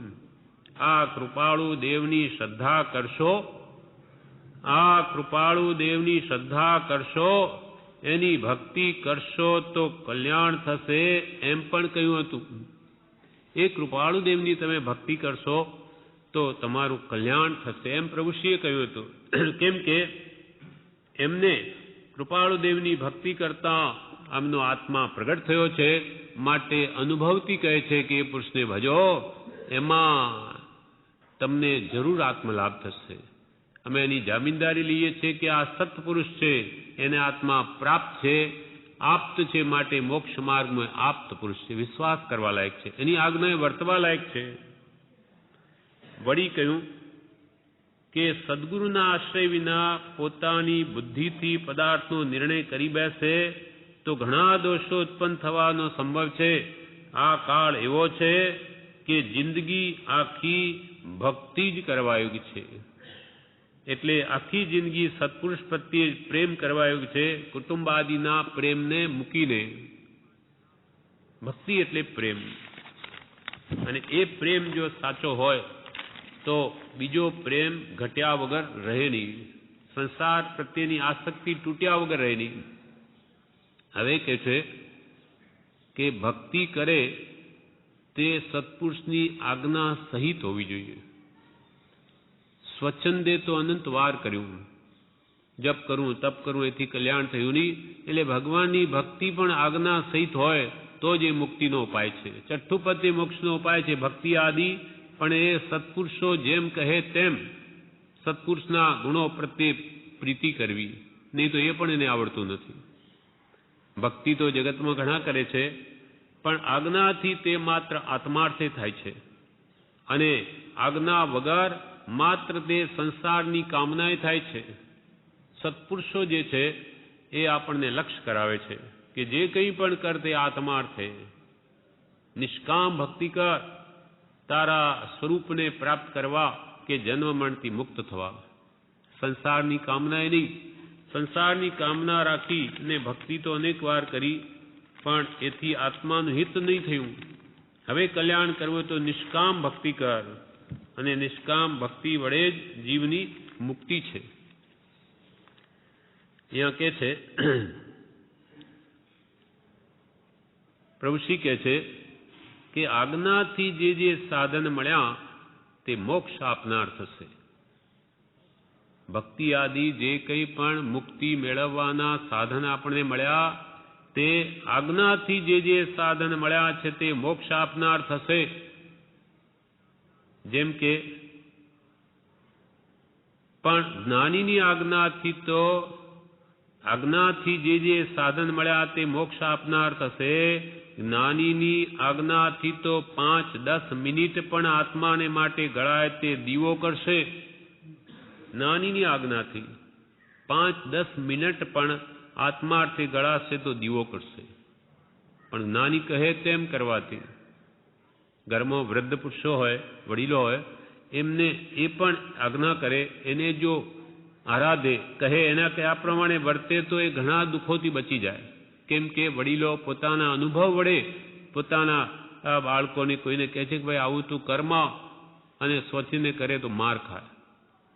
પણ એની અનુભવની વાણીને સાંભળીને એ પ્રમાણે એમની આજ્ઞાએ વર્તે તો ઘણા દુઃખથી છૂટી જાય. એમ જ્ઞાની પુરુષો અનુભવથી મોક્ષનો માર્ગ બતાવે, એની આજ્ઞા આરાધે તો આ જીવને મોક્ષ કેમ ન મળે? અવશ્ય મળે. માટે કહ્યું આજ્ઞાથી જે સાધન મળ્યા મોક્ષ આપનાર થશે. અને જ્ઞાનીની આજ્ઞાથી 5-10 મિનિટ પણ ગળાશે તો પણ એ દીવો કરશે, આત્મામાં આત્મજ્ઞાન પ્રગટ કરશે. પ્રભુશ્રીજીએ સદગુરુ પ્રસાદની પ્રસ્તાવનામાં લખ્યું, જીણ આણા કુણમ તાણમ સવેપી મોક્ષ કારણમ સુંદરમ અપી સ્વબુદ્ધિએ સવમ ભાવ નિબંધણમ. જીણ આણા, દ્રાગદ્વેષને અજ્ઞાન જેણે જીત્યા છે એવા જીન, એવા વિતરાગ પુરુષોની આજ્ઞા તે સર્વ મુક્તિનું જ કારણ છે. જીણ આણા કુણમ તાણમ સવેપી મોક્ષ કારણમ. જીનની આજ્ઞા સર્વ મુક્તિનું કારણ છે. પણ સુંદરમ અપી, પોતાને સુંદર લાગે કે જપ કરું, તપ કરું, પૂજા કરું વગેરે જે કંઈ પણ સાધન સ્વમતી કલ્પનાએ આરાધે તે સુંદરમ અપી, પણ સ્વબુદ્ધિએ સુંદરમ પી. જીણાણા કુણમ તાણમ સવેપી મોક્ષ કારણમ સુંદરમ અપી સ્વબુદ્ધિએ સવમ ભાવ નિબંધણમ. સર્વ સંસાર બંધનનું જ કારણ છે. કેમ કે સ્વમતી કલ્પના છે. આજે આપણને લાગે કે આ સારું છે, આ કરીએ તો 9 લાખ જાપ કરી દો મારું કલ્યાણ થઈ જશે. કાલે ઉઠી બીજું થાય કે શિવાય જપું તો શિવાય નમઃ શિવાય તો કલ્યાણ થશે. વળી ગઈ કાલે ત્રીજું વાસુદાય નમઃ વાસુદેવાય નમઃ, કે ગાયત્રી મંત્ર જપું, ફલાણું જપું. એમ જે મળે ત્યાં ભટકી પડે તો એનું કલ્યાણ નહીં થાય. પણ સ્વચ્છંદે કલ્યાણ નથી. જ્ઞાનીની આજ્ઞાથી જે કહે એમાં 5-10 મિનિટ પણ આત્માને માટે ગળાશે તો પ્રભુશ્રી કે દીવો કરશે.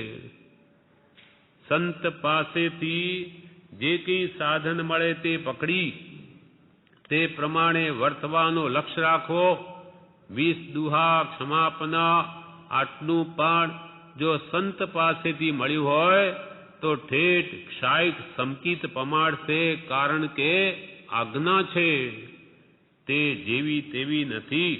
જીવે પ્રમાદ છોડી યોગ્યતા અનુસાર જે આજ્ઞા મળી હોય તે આરાધવા મંડી પડવું, પછી તેનું ફળ થશે જ.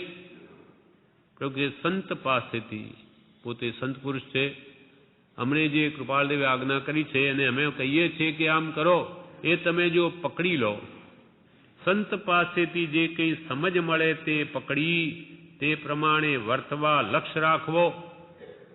20 દુહા ક્ષમાપના આટલું પણ જો સંત પાસેથી મળ્યું હોય અને એની આજ્ઞા આરાધન કરતો હોય નિત્ય તો ઠેઠ ક્ષાયક સમકિત પમાડશે. ફરી શું જોઈએ? ક્ષાયક સમકિત. ક્ષાયક સમકિતની શ્રદ્ધા અને કેવડીની શ્રદ્ધા એક છે.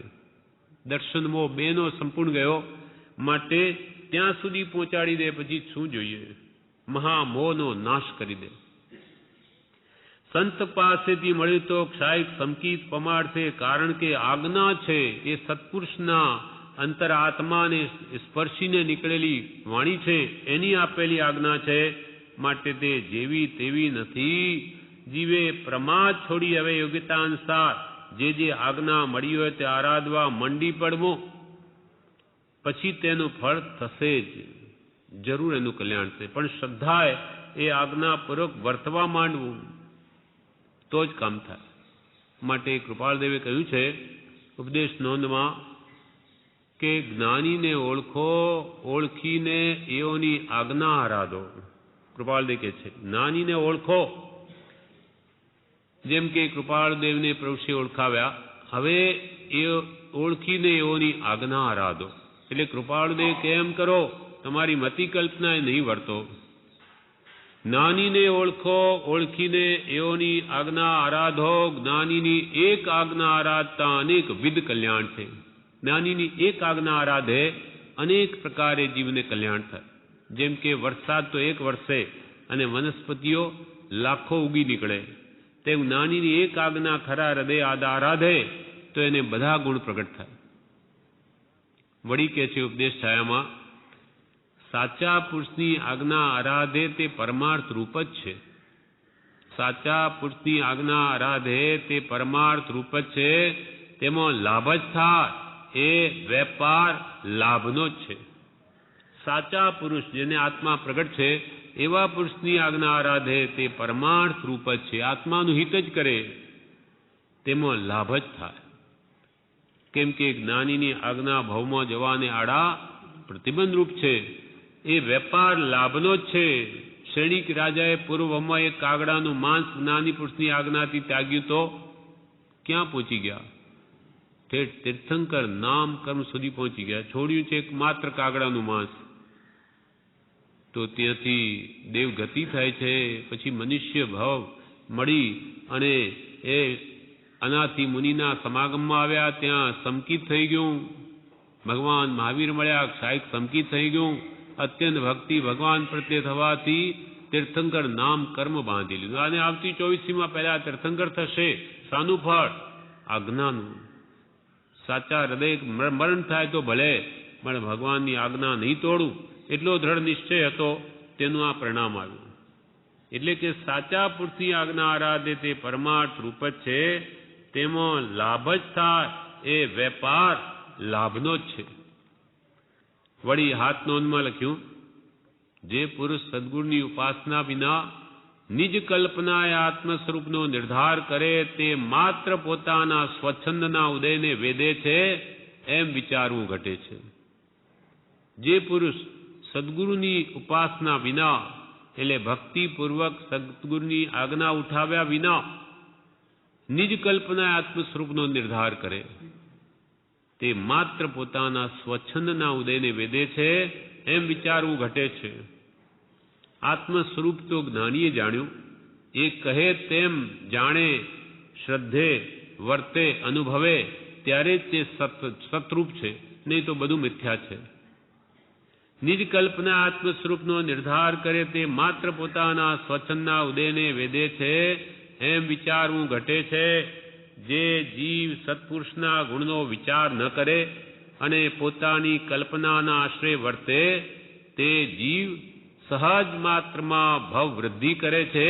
કેમ કે અમર થવાને માટે ઝેર પીએ છે. થવું તે અમર, પીએ છે ઝેર. કેવી રીતે થવાય? ઝેર પીએ તો મરે. એમ જવું છે મોક્ષે અને વર્તું છે અજ્ઞાન બુદ્ધિએ, સ્વમતી કલ્પનાએ, મોક્ષ પ્રાપ્ત નહીં થાય. ચાર ગતિમાં રજડવાનું જ રહે. જે જીવ સત્પુરુષના ગુણનો વિચાર નહીં કરે કે સત્પુરુષનો શું ઉપદેશ છે એ વિચારે નહીં અને પોતાની કલ્પનાના આશ્રય વર્તે, તે જીવ સહજ માત્રમાં ભવ વૃદ્ધિ કરે છે. કેમ કે મતિ અજ્ઞાન છેવાડી છે. જ્ઞાન, એને સાચો માર્ગ ખબર જ નથી, એ બુદ્ધિને આધારે વર્તે, તે જીવ સહજ માત્રમાં ભવ વૃદ્ધિ કરે છે. કેમ કે અમર થવાને માટે ઝેર પીએ છે. ઝેર પીનાર મરે, તેમ સ્વચ્છંદે અનંતકાળથી રજડ્યો છે. રોકે જીવ સ્વચ્છંદ તો પામે, અવશ્ય મોક્ષ પામ્યા એમ અનંત છે ભાખ્યું જીન નિર્દોષ. સત્કુરની આજ્ઞાએ સ્વચ્છંદ રોકાય છે. પણ ઉપદેશ છાયામાં 727 પાન ઉપર કહ્યું, આપણો આત્મા જીવ ખોટા સંગથી અને અસદગુરુથી અનાદિકાળથી રખડ્યો છે. જીવ ખોટા સંગથી, અસદગુરુથી અનાદિકાળથી રખડ્યો છે. કાં તો સ્વચ્છંદે રખડ્યો, કાં કુગુરુ આશ્રય. જી ખોટા સંગથી અને અસદગુરુથી અનાદિકાળથી રખડ્યો છે, માટે સાચા પુરુષને ઓળખવા. સાચા પુરુષ કેવા છે? સાચા પુરુષ તો તે કે જેને દેહ પરથી મમત્વ ગયું છે, જ્ઞાન પ્રાપ્ત થયું છે. આવા જ્ઞાની પુરુષની આજ્ઞાએ વર્તે તો પોતાના દોષ ઘટે અને કશાયાદી મોડા પડે, પરિણામે સમ્યક્ત્વ થાય. સાચા પુરુષ કેવા છે? તો કે સાચા પુરુષ તેને કહીએ કે જેને દેહ પરથી મારાપણું ગયું, દેહાધ્યાસ ગયો, દેહમાં આત્મબુદ્ધિનો નાશ થયો, આત્મામાં આત્મબુદ્ધિ થઈ. સાચા પુરુષ તે કે જેને દેહ પરથી મમત્વ ગયું છે, જ્ઞાન પ્રાપ્ત થયું છે. આત્માનું મૂળ ગુણ જ્ઞાન ગુણ છે, એ જેને પ્રાપ્ત થયો. આવા જ્ઞાની પુરુષની આજ્ઞાએ વર્તે, આવા પ્રાપ્ત પુરુષ એ જ મોક્ષમાં આપ્ત પુરુષ છે. એની આજ્ઞાએ વર્તે તો પોતાના દોષ ઘટે, કેમ કે એણે પોતાના દોષ કેમ ઘટે જાણે છે, ઘટાડ્યા છે, માટે એ જ બતાવી શકે. આવા જ્ઞાની પુરુષની આજ્ઞાએ વર્તે તો પોતાના દોષ ઘટે અને કશાયાદી મોડા પડે, આપણા કશાયો ઘટે. ક્રોધનો ઉપાય જ્ઞાની બતાવે તે કરે તો ક્રોધ જાય. માન જવાનો ઉપાય જ્ઞાની બતાવે તો માન જાય. કામ જવાનો ઉપાય જ્ઞાની બતાવે તો જાય. પ્રભુશ્રીએ 5 વર્ષ એકાત્ર ઉપવાસ કર્યા છતાં મનથી બ્રહ્મચર્યનું પાલન નહીં થયું અને કૃપાળદેવની આજ્ઞાએ સાચો ઉપાય મળી આવ્યો. ખાતા ખાતા પણ બ્રહ્મચર્યનું પાલન થઈ ગયું મનથી. એમ જ્ઞાની જે ઉપાય બતાવે તેથી કશાય મોડા પડે, પરિણામે સમ્યક તો થાય. પત્રાંક 831માં ફરી આજ્ઞા સહિત ભક્તિ હોવી જોઈએ તેના વિશે જણાવે છે. દુષ્મ કાળનો પ્રબળ રાજ્ય વર્તે છે તો પણ અડગ નિશ્ચયથી સત્પુરુષની આજ્ઞામાં વૃત્તિનું અનુસંધાન કરી જે પુરુષો અગુપ્ત વીર્યથી સમ્યક જ્ઞાન દર્શન ચારિત્રને ઉપાસવા ઈચ્છે છે તેને પરમ શાંતિનો માર્ગ હજી પણ પ્રાપ્ત થવા યોગ્ય છે. હજી પણ ભલે ને દુષ્મ કાળનું રાજ્ય વર્તે, આપણા માટે ચોથો આરો છે. જેને આવા ભયંકર કલયુગમાં પણ આવા સત્પુરુષની પ્રાપ્તિ 10 તો અછેરા થયા, 11મું આશ્ચર્ય છે આપણા માટે. આવા કાળમાં આવો પુરુષ હોય નહીં, અને આપણે પણ એવું જાણીએ શું કર્યું હશે કે આવા ભયંકર કલયુગમાં આ સત્પુરુષ મળ્યા. એ નહીં મળ્યા હોય તો આપણી શું દશા થાત? આપણે કાં તો લૌકિક જે કુલ ધર્મમાં જન્મ્યા હોઈએ એમાં જ મોટાઈ માનત ને ધર્માત્મા માનત, કાં સંસારના ભોગવિલાસમાં જીવન ધન્ય માનત. પણ એ સત્પુરુષનો દ્રઢ આશ્રય મળ્યો, એક અજબ ગજબ થઈ ગયું છે આપણા માટે, 11મું આશ્ચર્ય જેવું છે. આવા દુષ્મ કાળનું પ્રબળ રાજ્ય વર્તે છે તો પણ અડગ નિશ્ચયથી દ્રઢ શ્રદ્ધાનથી સત્પુરુષની આજ્ઞામાં વૃત્તિનું અનુસંધાન જો કરે, આ કાળમાં પણ હવે પરમ કૃપાળુ દેવની આજ્ઞામાં જોડી દે વૃત્તિને, અને અગુપ્ત વીર્ય એટલે પોતાના વીર્યને ગોપવ્યા સિવાય યથાશક્તિ સમ્યક જ્ઞાન દર્શન ચારિત્રને ઉપાસવા ઈચ્છે છે તેને પરમ શાંતિનો માર્ગ હજી પણ પ્રાપ્ત થવા યોગ્ય છે. હજી કૃપાળને મળ્યા આપણા માટે. ચોથો આર્યો રે ફિરી આવ્યો ગણ વાચક યશ કહે ચંગ વાલે સર મલ્લીજીને સર મુજને તુમે મિલ્યા રાજ રાજેશ્વર મુજને તુમે મિલ્યા. આવા પંચમ કાલે આવા પુરુષનો જોગ આપણા માટે ચોથો આરો છે. જો આરાધના કરીને હવે લાભ લઈ લે તો કામ થઈ જાય એવું છે, અને હવે જાગૃત નહીં થાય તો પછી એને કલ્યાણ કરવું જ નથી, ભૂલી જવું, અનંતકાલ રજડ્યા જ કરો. કેમ કે આવા સંજોગોમાં પણ એને સદબુદ્ધિ આવતી નથી, તો પછી કાગડા કૂતરાના ભમો નહીં આવે, પછી ભૂલી જવું, પછી ભટક્યા જ કરો. અનંતકાળથી ભટકે છે, ભટકો, કોણ ના પાડે, પણ છૂટવું હોય તો હવે બારી મળી છે. માટે કૃપાલદેવ કહે છે દુષ્મ કાળનું પ્રબળ રાજ્ય વર્તે છે તો પણ અડગ નિશ્ચયથી સત્પુરુષની આજ્ઞામાં વૃત્તિનું અનુસંધાન કરી જે પુરુષો અગુપ્ત વીર્યથી મોક્ષનો ઉપાય અગુપ્ત વીર્યથી સમ્યક જ્ઞાન સમ્યક દર્શન સમ્યક ચારિત્રને ઉપાસવા ઈચ્છે છે તેને પરમ શાંતિનો માર્ગ હજી પણ પ્રાપ્ત થવા યોગ્ય છે, હજુ પણ પ્રાપ્ત થઈ શકે એમ છે. પણ ક્યારે? કે તું હવે આજ્ઞાને આરાધે અને તે પ્રમાણે વર્તે તો.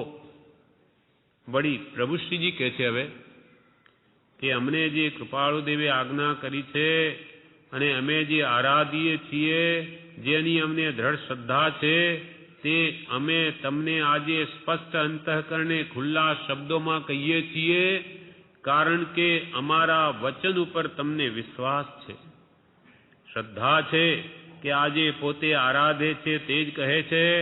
પરમ કૃપાળુ દેવની આજ્ઞા પ્રત્યે પરિણામપૂર્વક દ્રઢ શ્રદ્ધાથી ઉપાસના કરશો તો તમારું કલ્યાણ જ છે. એ આજ્ઞા તે સહજાત્મ સ્વરૂપ એ છે અને એ જ આત્મા છે એમ દ્રઢ શ્રદ્ધા રાખવી. આ તો સાંભળ્યું છે, એમાં બીજું નવું શું છે